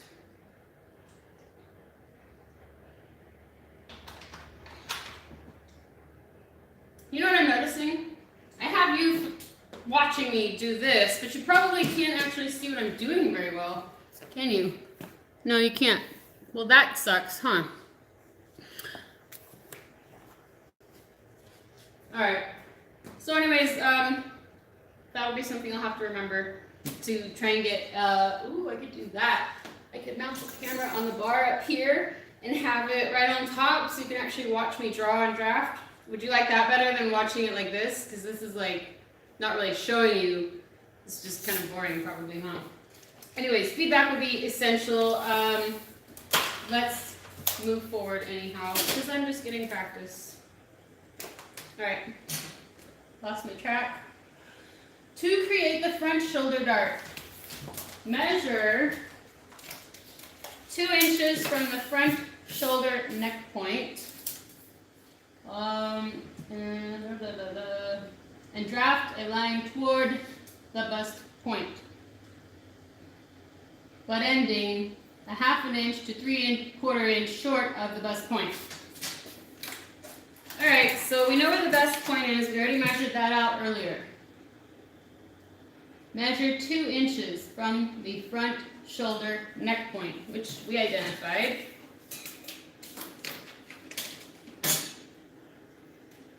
And you know what? That is 2 inches right there. But are we supposed to be on the line? Yeah, on the dotted line. Right there. From that line, draft a straight line towards the bust point, but ending 1/2 inch to 3/4 inch short. That is 1/2 inch, that is 3/4.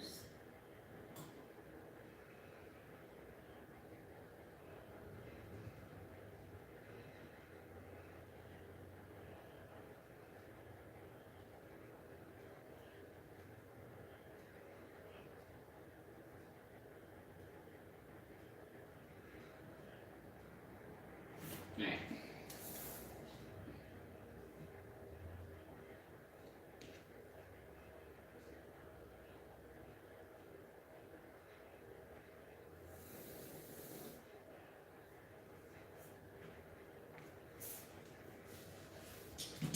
The other one.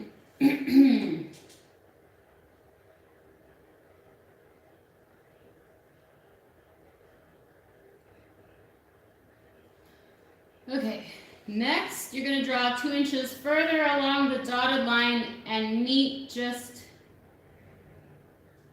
2 inches. Excuse me. Yep, all right. So it's going to be 2 more inches from the line that we just drew, 2 inches from the shoulder neck point. Okay? So this last one makes the actual dart, and the last one is 4 inches away from the shoulder neck point. And this is going to join at the same end point at the area 1/2 inch to 3/4 inch away from our bust point.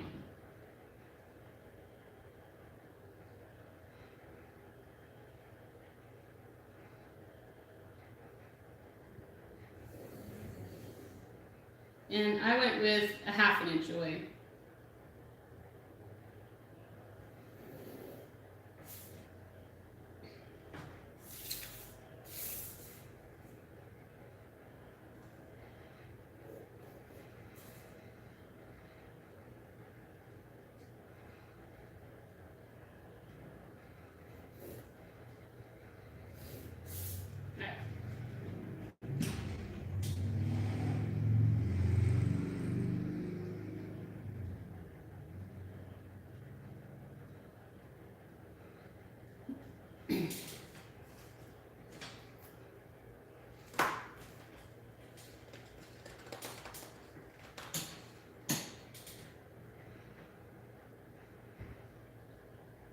Alright, so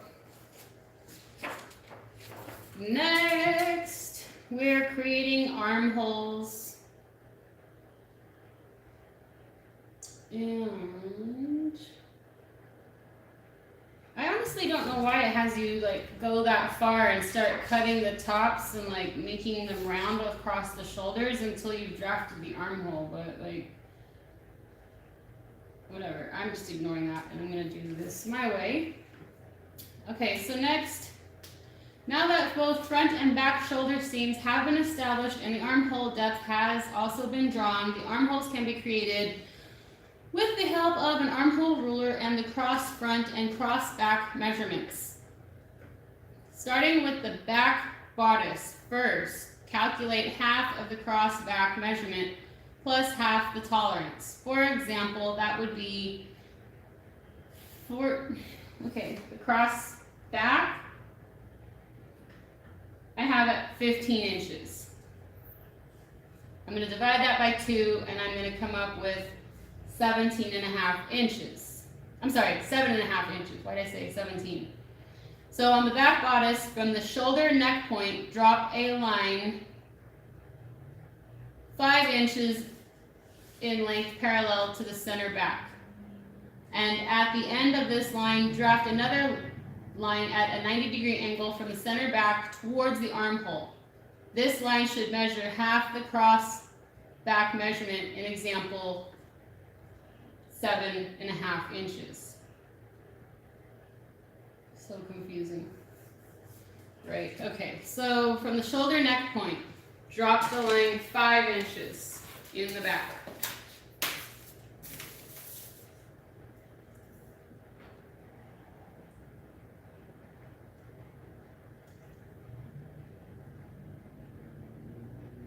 That's 5.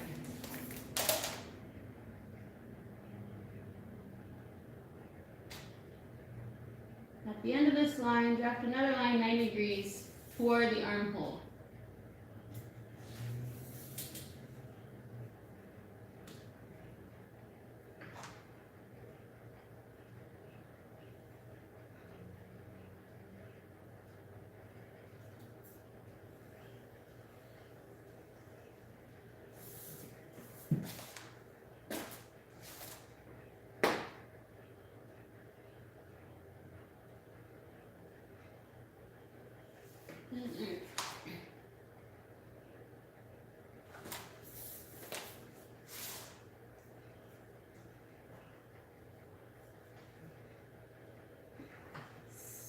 Seven and a half inches, right there.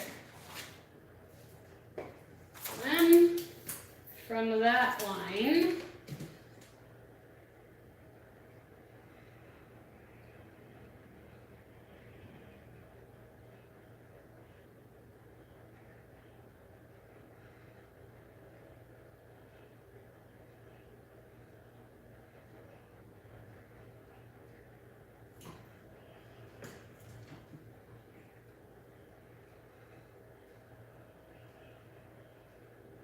three-eighths of an inch tolerance.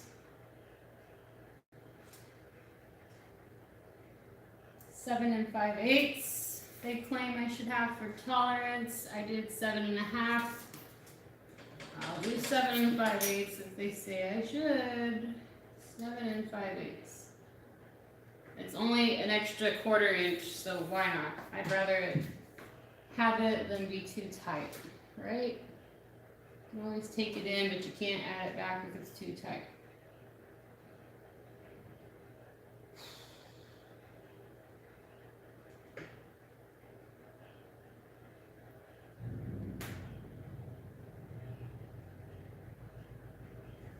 The front is 14, so that would be 7.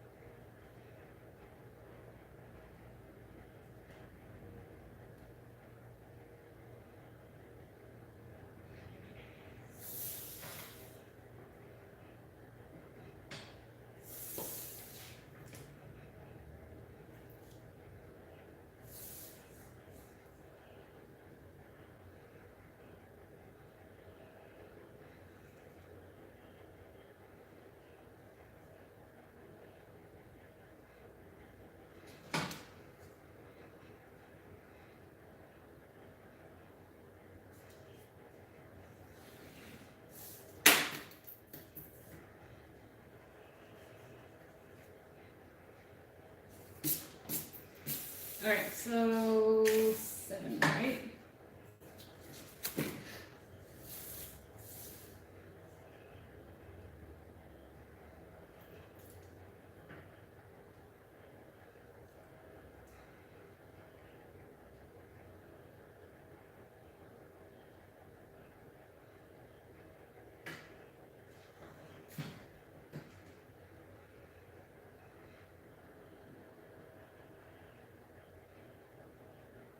Added a little tolerance from 7 to 7 1/4.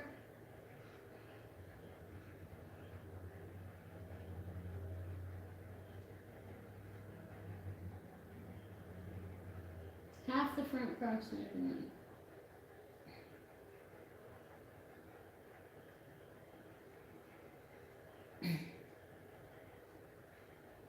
Okay.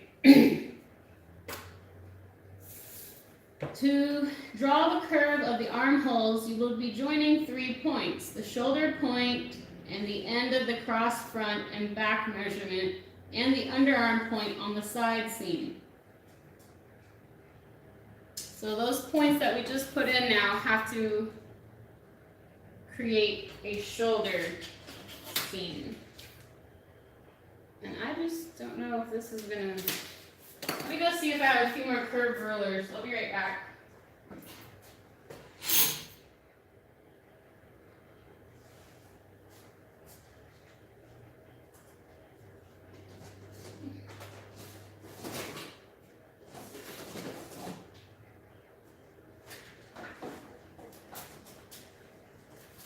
Alright, found them.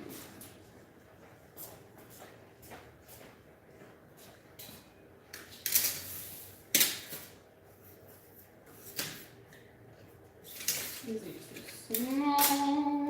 That one is, I don't know.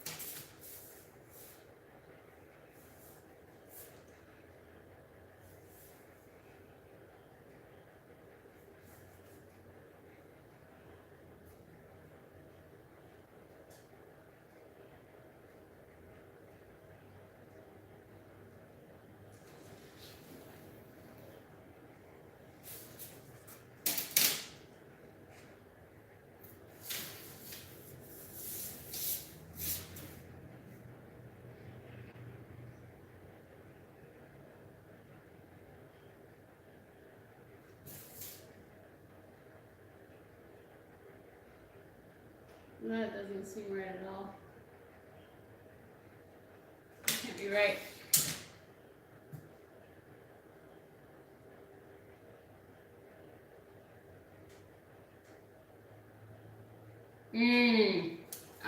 Okay.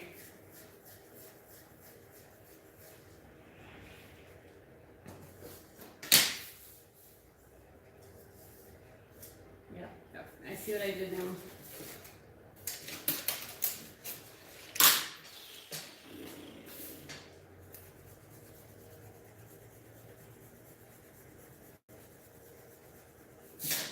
Alright, so it is important, I remember, to open up that seam on the top because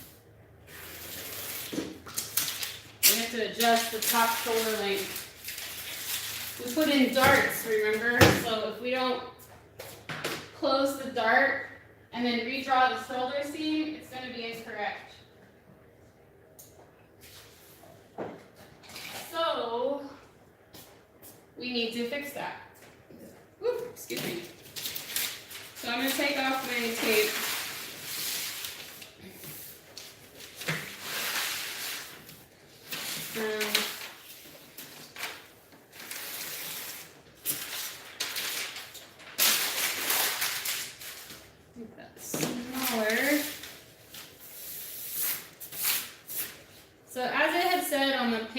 before, we're going to need to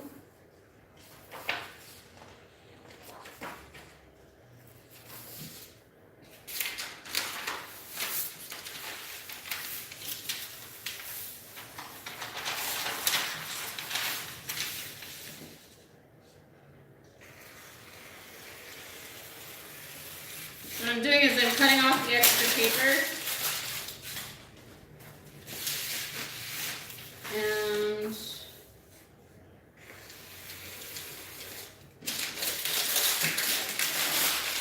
now I'll be able to hopefully work with this a little bit easier and get things to bend and move, because we need to join these two sections. So the easiest way to do it is first pre-fold on the line.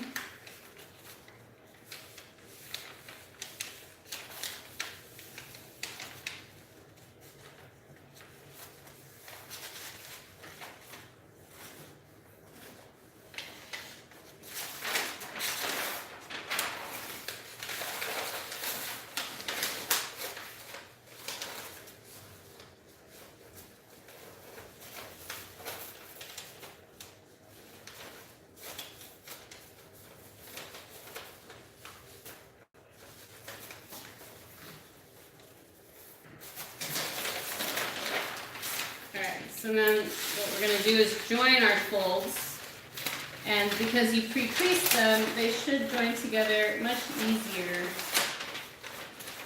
than had you not.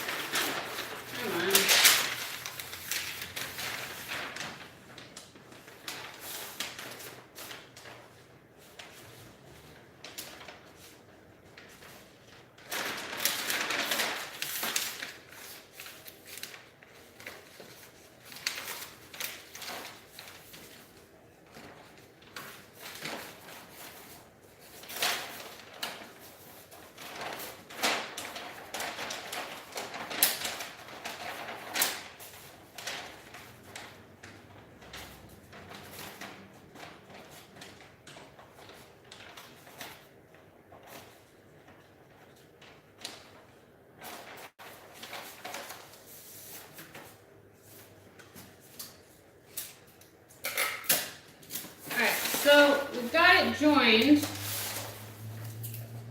and what we need to do now is redraw our line.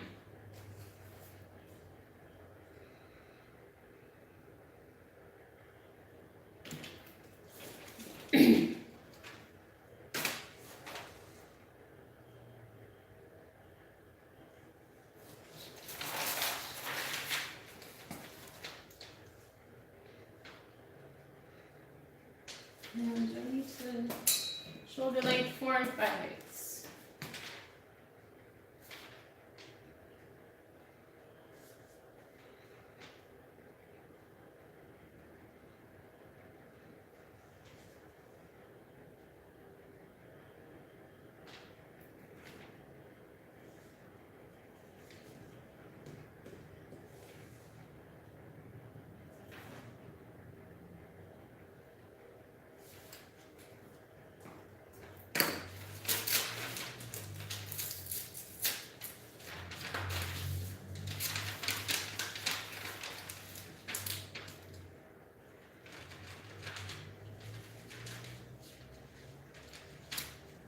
Oh.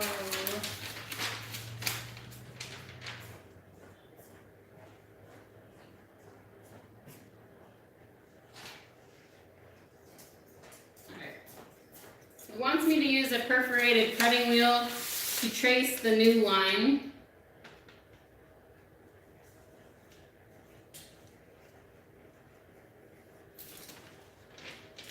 And then as the correct dot to cut out.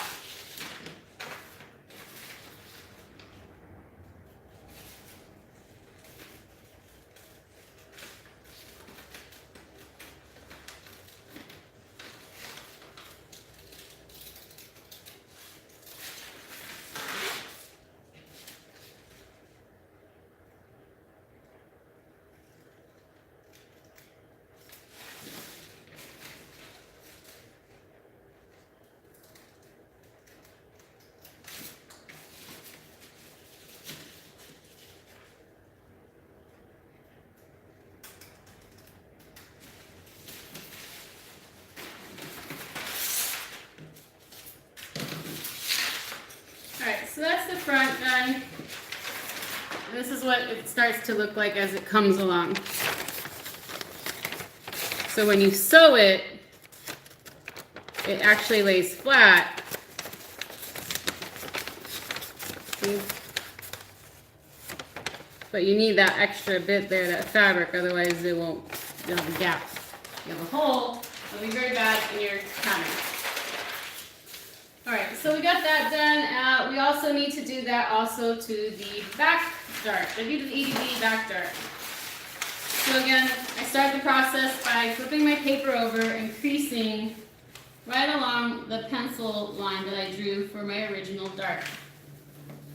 Get it nice and precise, and then I use my fingernail to flatten it out more. And I do both lines.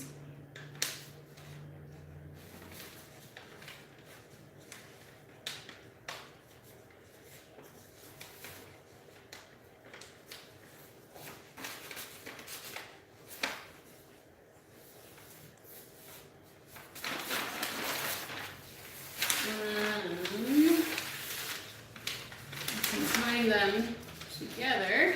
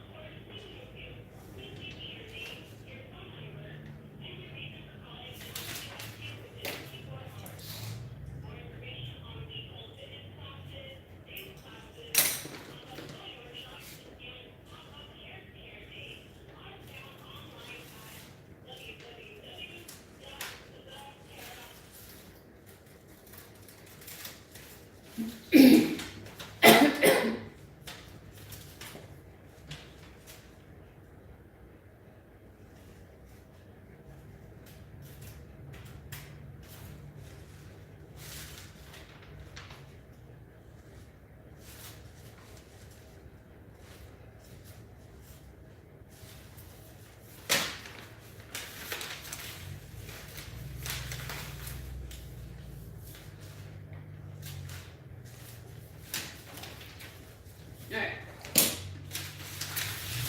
We got the back done. We got the front done. Now we can skip back up here armholes.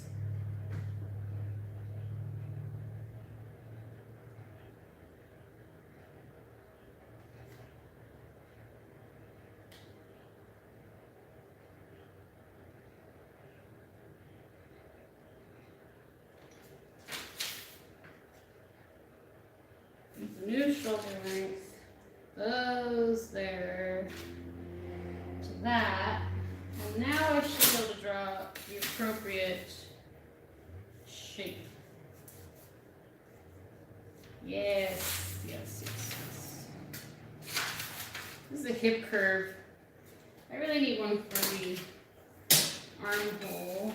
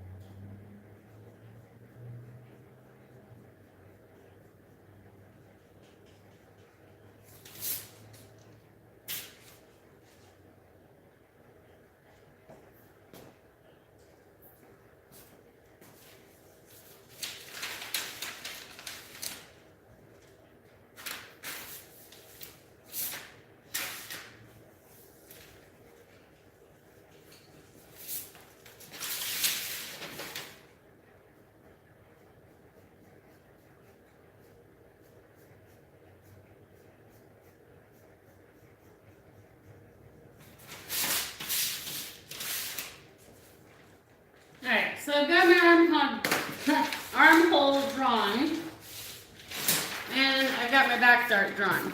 So there's the armhole, front dart, back dart. At this point, it wants us to do the front waist dart.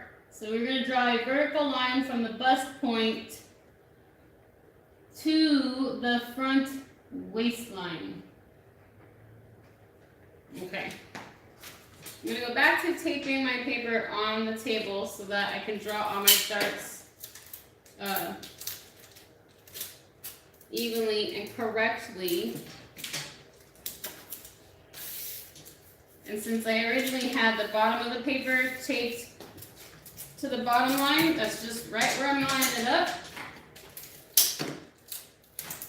And my top section, I'm just going to line up right there. And I've got a good tripod tape on my paper now. I'm going to throw away my scraps so that they don't distract me.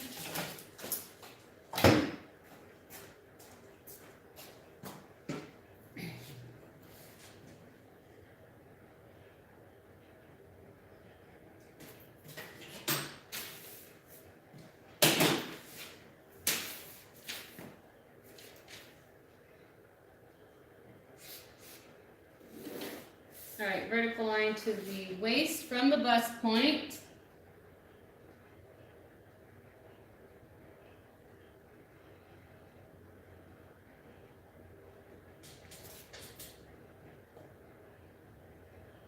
At the waistline, measure 1 inch to each side of this line. And from these points, draw both sides of the dart, remembering to end the point of the dart 1/2 inch to 3/4 of an inch below the bust point. So 1 inch to each side of this line.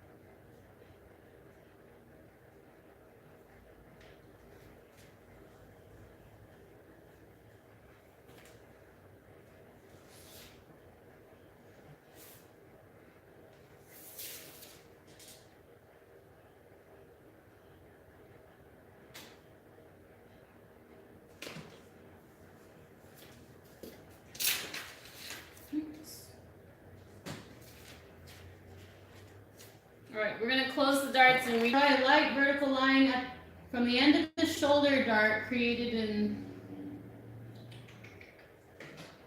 All right.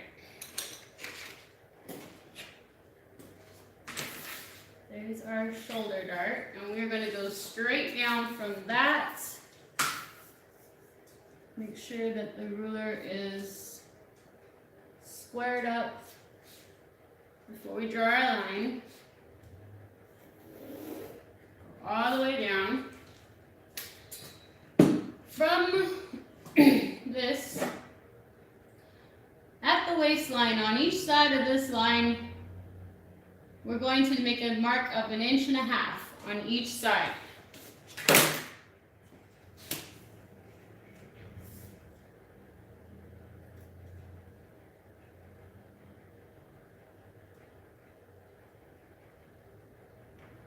And then from that,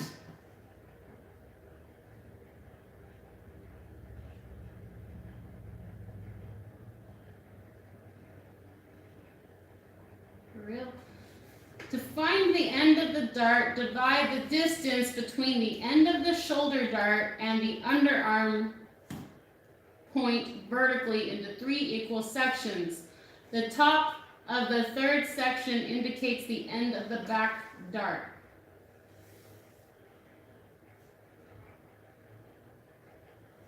And this is what it looks like according to the picture.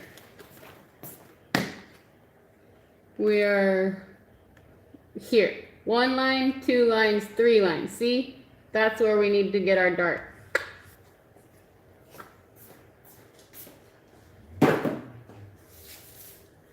Okay, so 1 from there, and from the end of our dart on the back to the bottom of our armhole, I am measuring 5 3/4 inch. So 5 3/4 inch divided into 3 sections.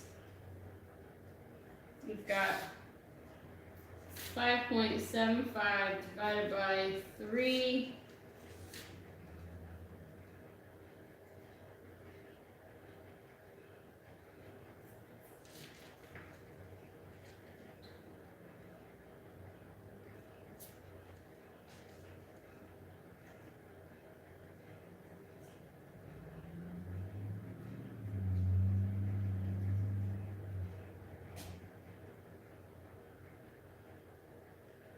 We're looking at about 1 inch, 1 inch, almost 2 inches. It's 1.91 inches per section.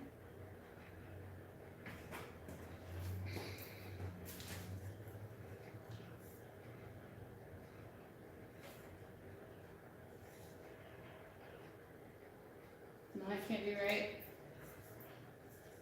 Oh, it is right. I started at the wrong spot. That's why.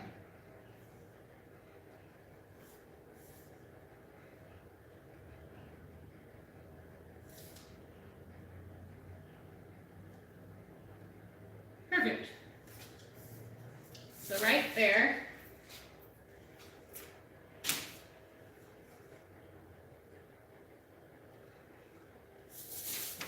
Need a bigger ruler.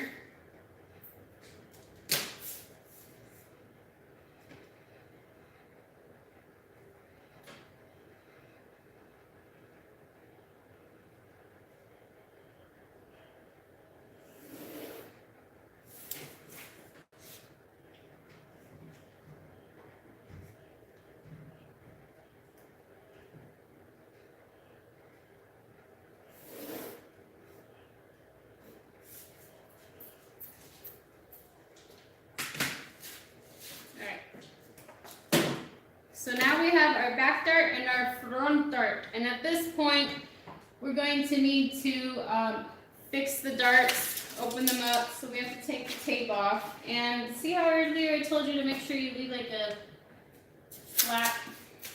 It's easier to take them off. And leave a flap on my tape. Alright.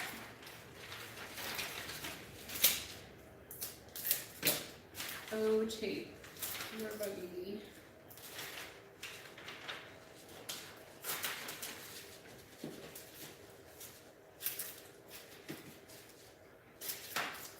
Alright, so we gotta tape off. Throw it away.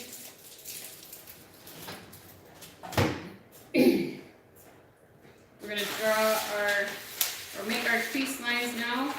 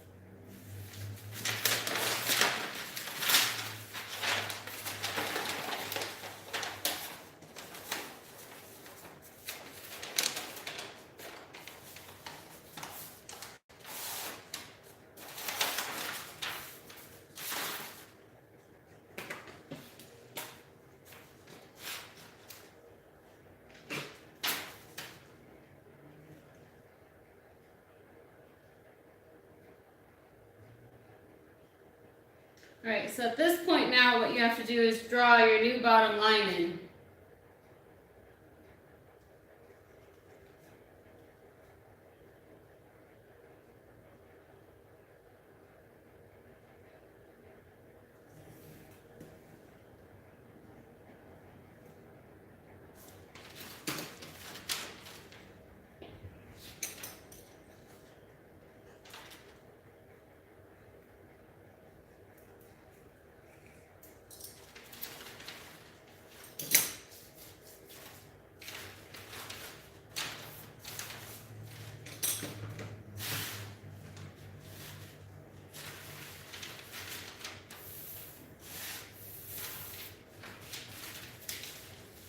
I might actually have to do that all after all my darts done.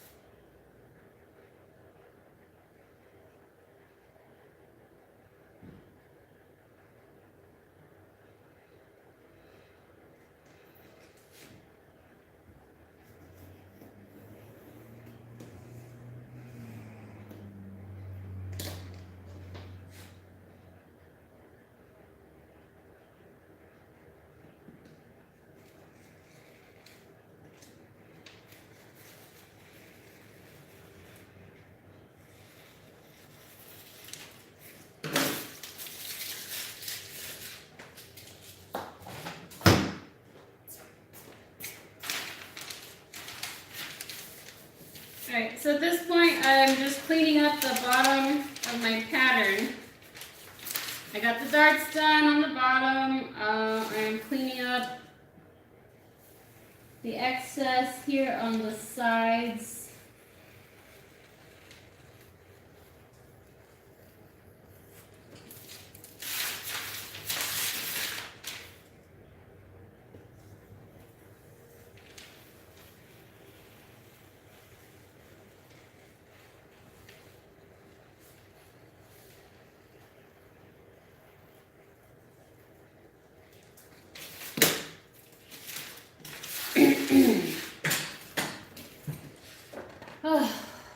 And I got one more dart. It looks like I have a sightseeing dart to make.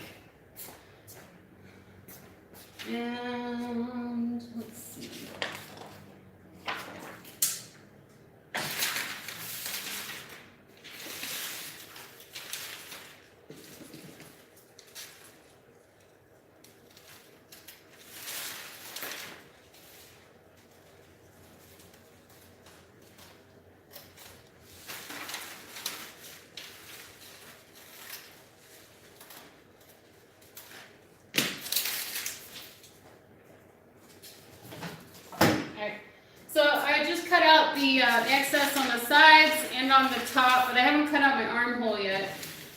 I just want to use the extra paper there to hold it stable while I do my centered side seam dart. Okay, so here we go. So to complete the waistline and position the side seams, we need to calculate the width of the waist and remove any excess measurement from the block as darts in the side seam. This can be done as a simple calculation. If we look at the block, half of the bust plus tolerance equals half of the waist plus tolerance plus waist darts. Sure, okay. They're saying that is 19 inches. And that equals 14 inches plus 5 inches. I don't know where they're finding their numbers. It's so confusing. Okay. So anyways, half of, the way I interpret this is half of my front and half of my back waist. So this is most likely set to my natural waist, because if that's my armhole, you know what, I'm just going to cut it out.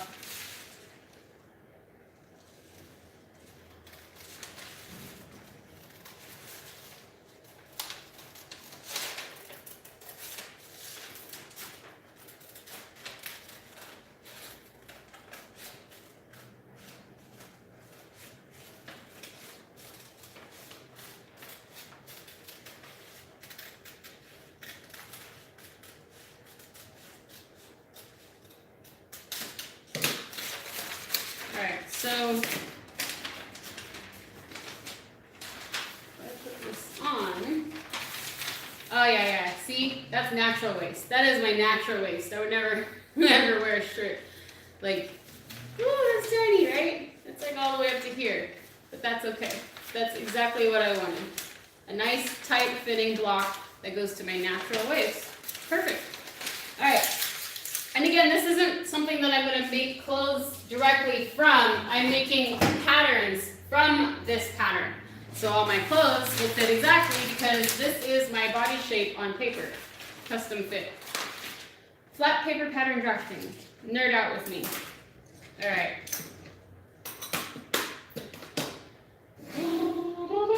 Okay, since it's my pant waist, it is 34 inches. And currently, if I close the darts on this, and I come down to my ruler, so half of 34 is what? 2, 24, 14, 187, 1,000, I'm just kidding. Let's see, if we're doing, but it's a little bit bigger in the back, more width. Oh, excuse me. Goodness.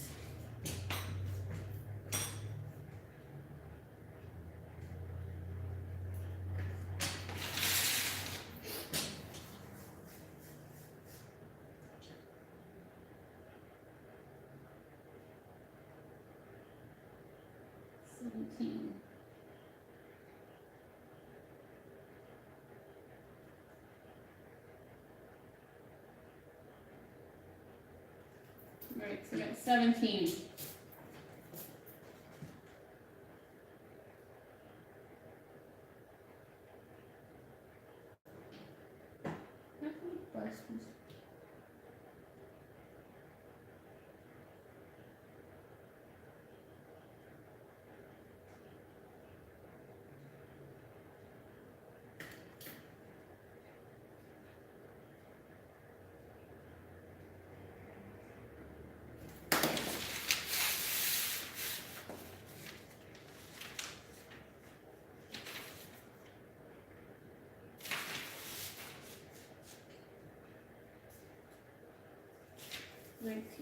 I'm thinking it's 2 inches I need to take out. Because when I have this open, it is set at 19 inches wide. And half of my natural waist is 17.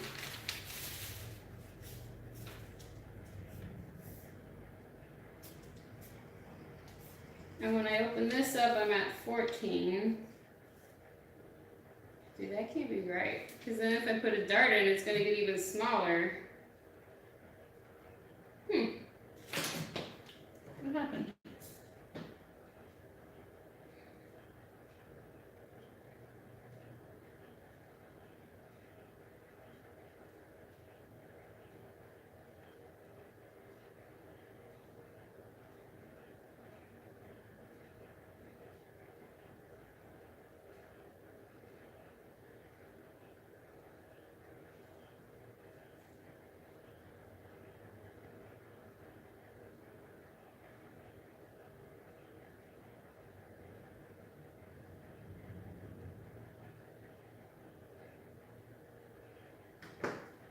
Unless it went to my neck.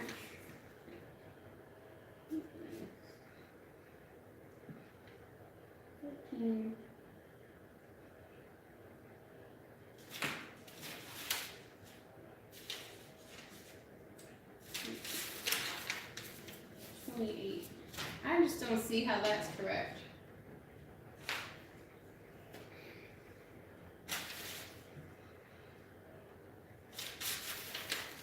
Look, that's already at 14. And that's at 28, and then that's too small for me. So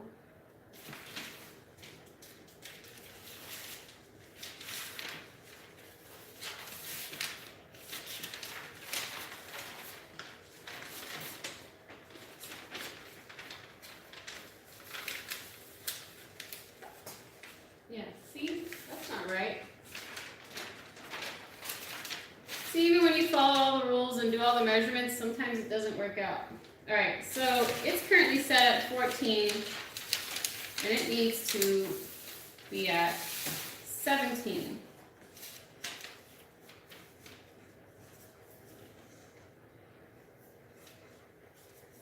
So I would say I need to add,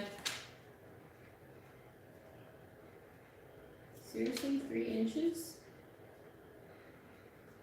It's 1.5 inches. 17. It's a lot.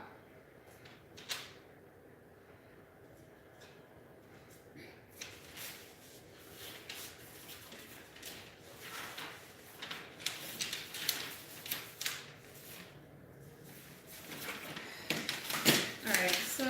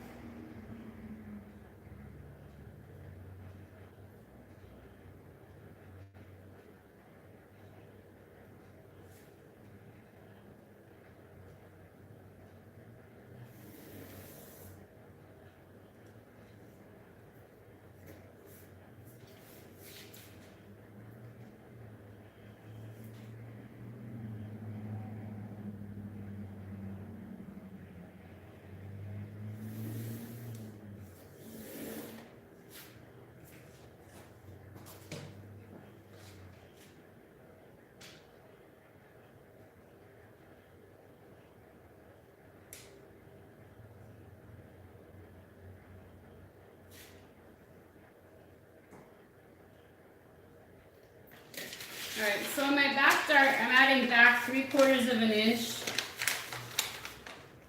to the waist, because it's just not going to fit me. You know, it's just not. My waist is not like what people think it is. There's a, there I go.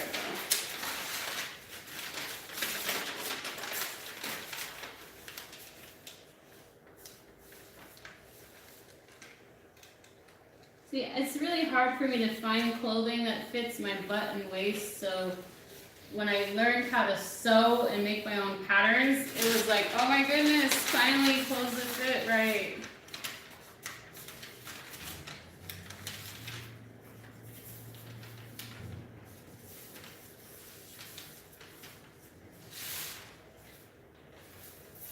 All right, there's that.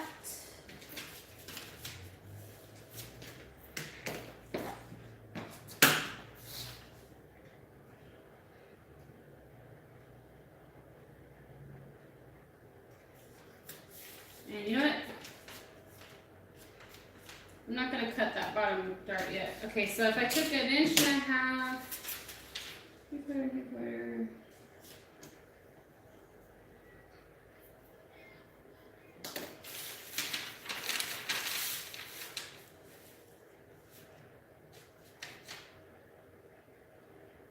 Inch and a half still.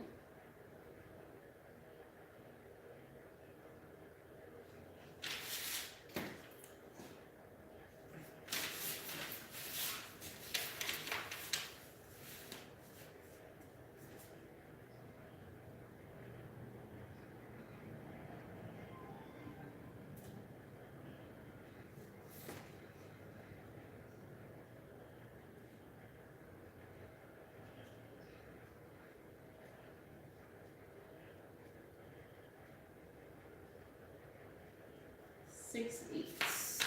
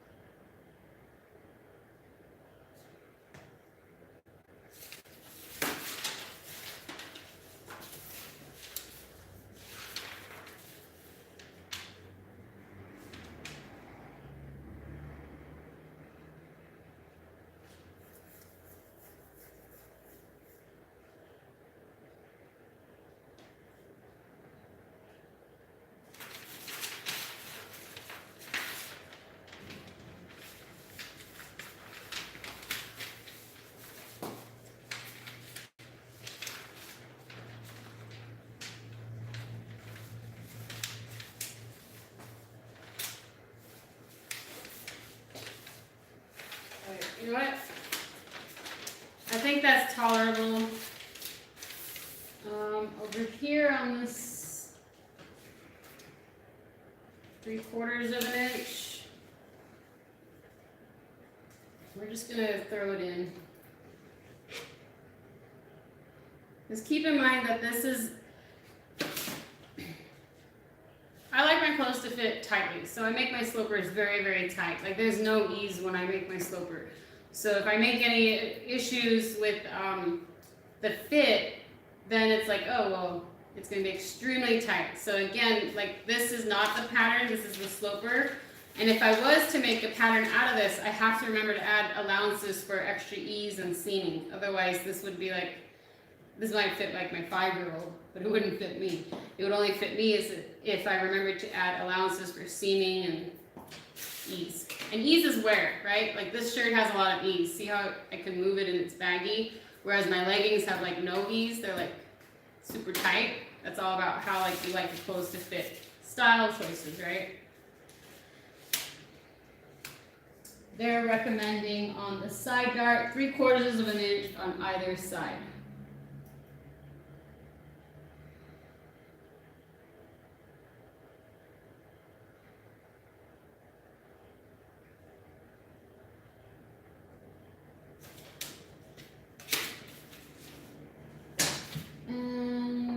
got it all the way to the top.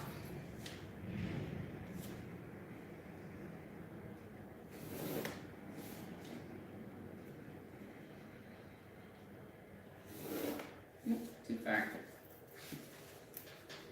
Don't you hate that when your ruler moves when you're drawing a line?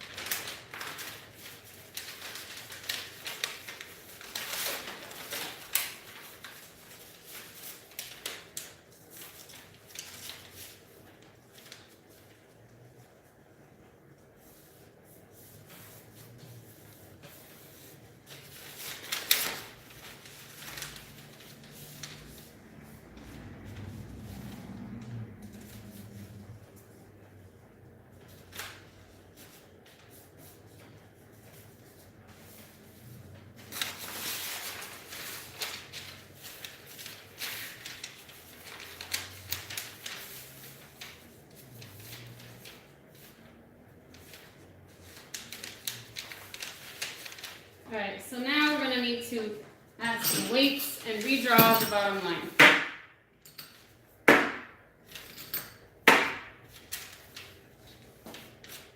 Line up the center seam of the side seam.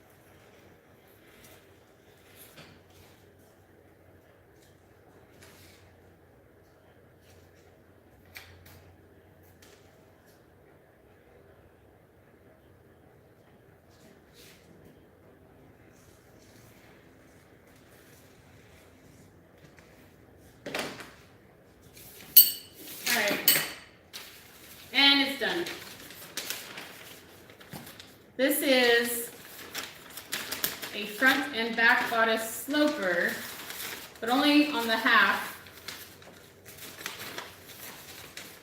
That's the front. And I will say that, again, this is made with no ease. So when I create a pattern from this, I'm going to have to really remember to add in ease and seaming and allowances and all that. But this is the beginning. Ooh, burping. Okay, excuse me. Anyways, this is something that I'm going to begin with. And again, if I made it out of fabric, it's going to turn into something like this, but that's really boring. So this is just a basic block sloper to start sewing and making new designs with. But at least I know that whatever I make off of this will fit my body. Next up is going to be refining this, and then after it's finally like fit and works really well, then I'm going to make sleeve block. And then after the sleeve block, I'm going to make a leg block, right? Because I want to make skirts and hot shorts and pants and things like that. And so once I have all those blocks together, then I'll be able to make anything I want. Okay? So thank you for joining me this time, and I look forward to seeing you at the next session. Bye.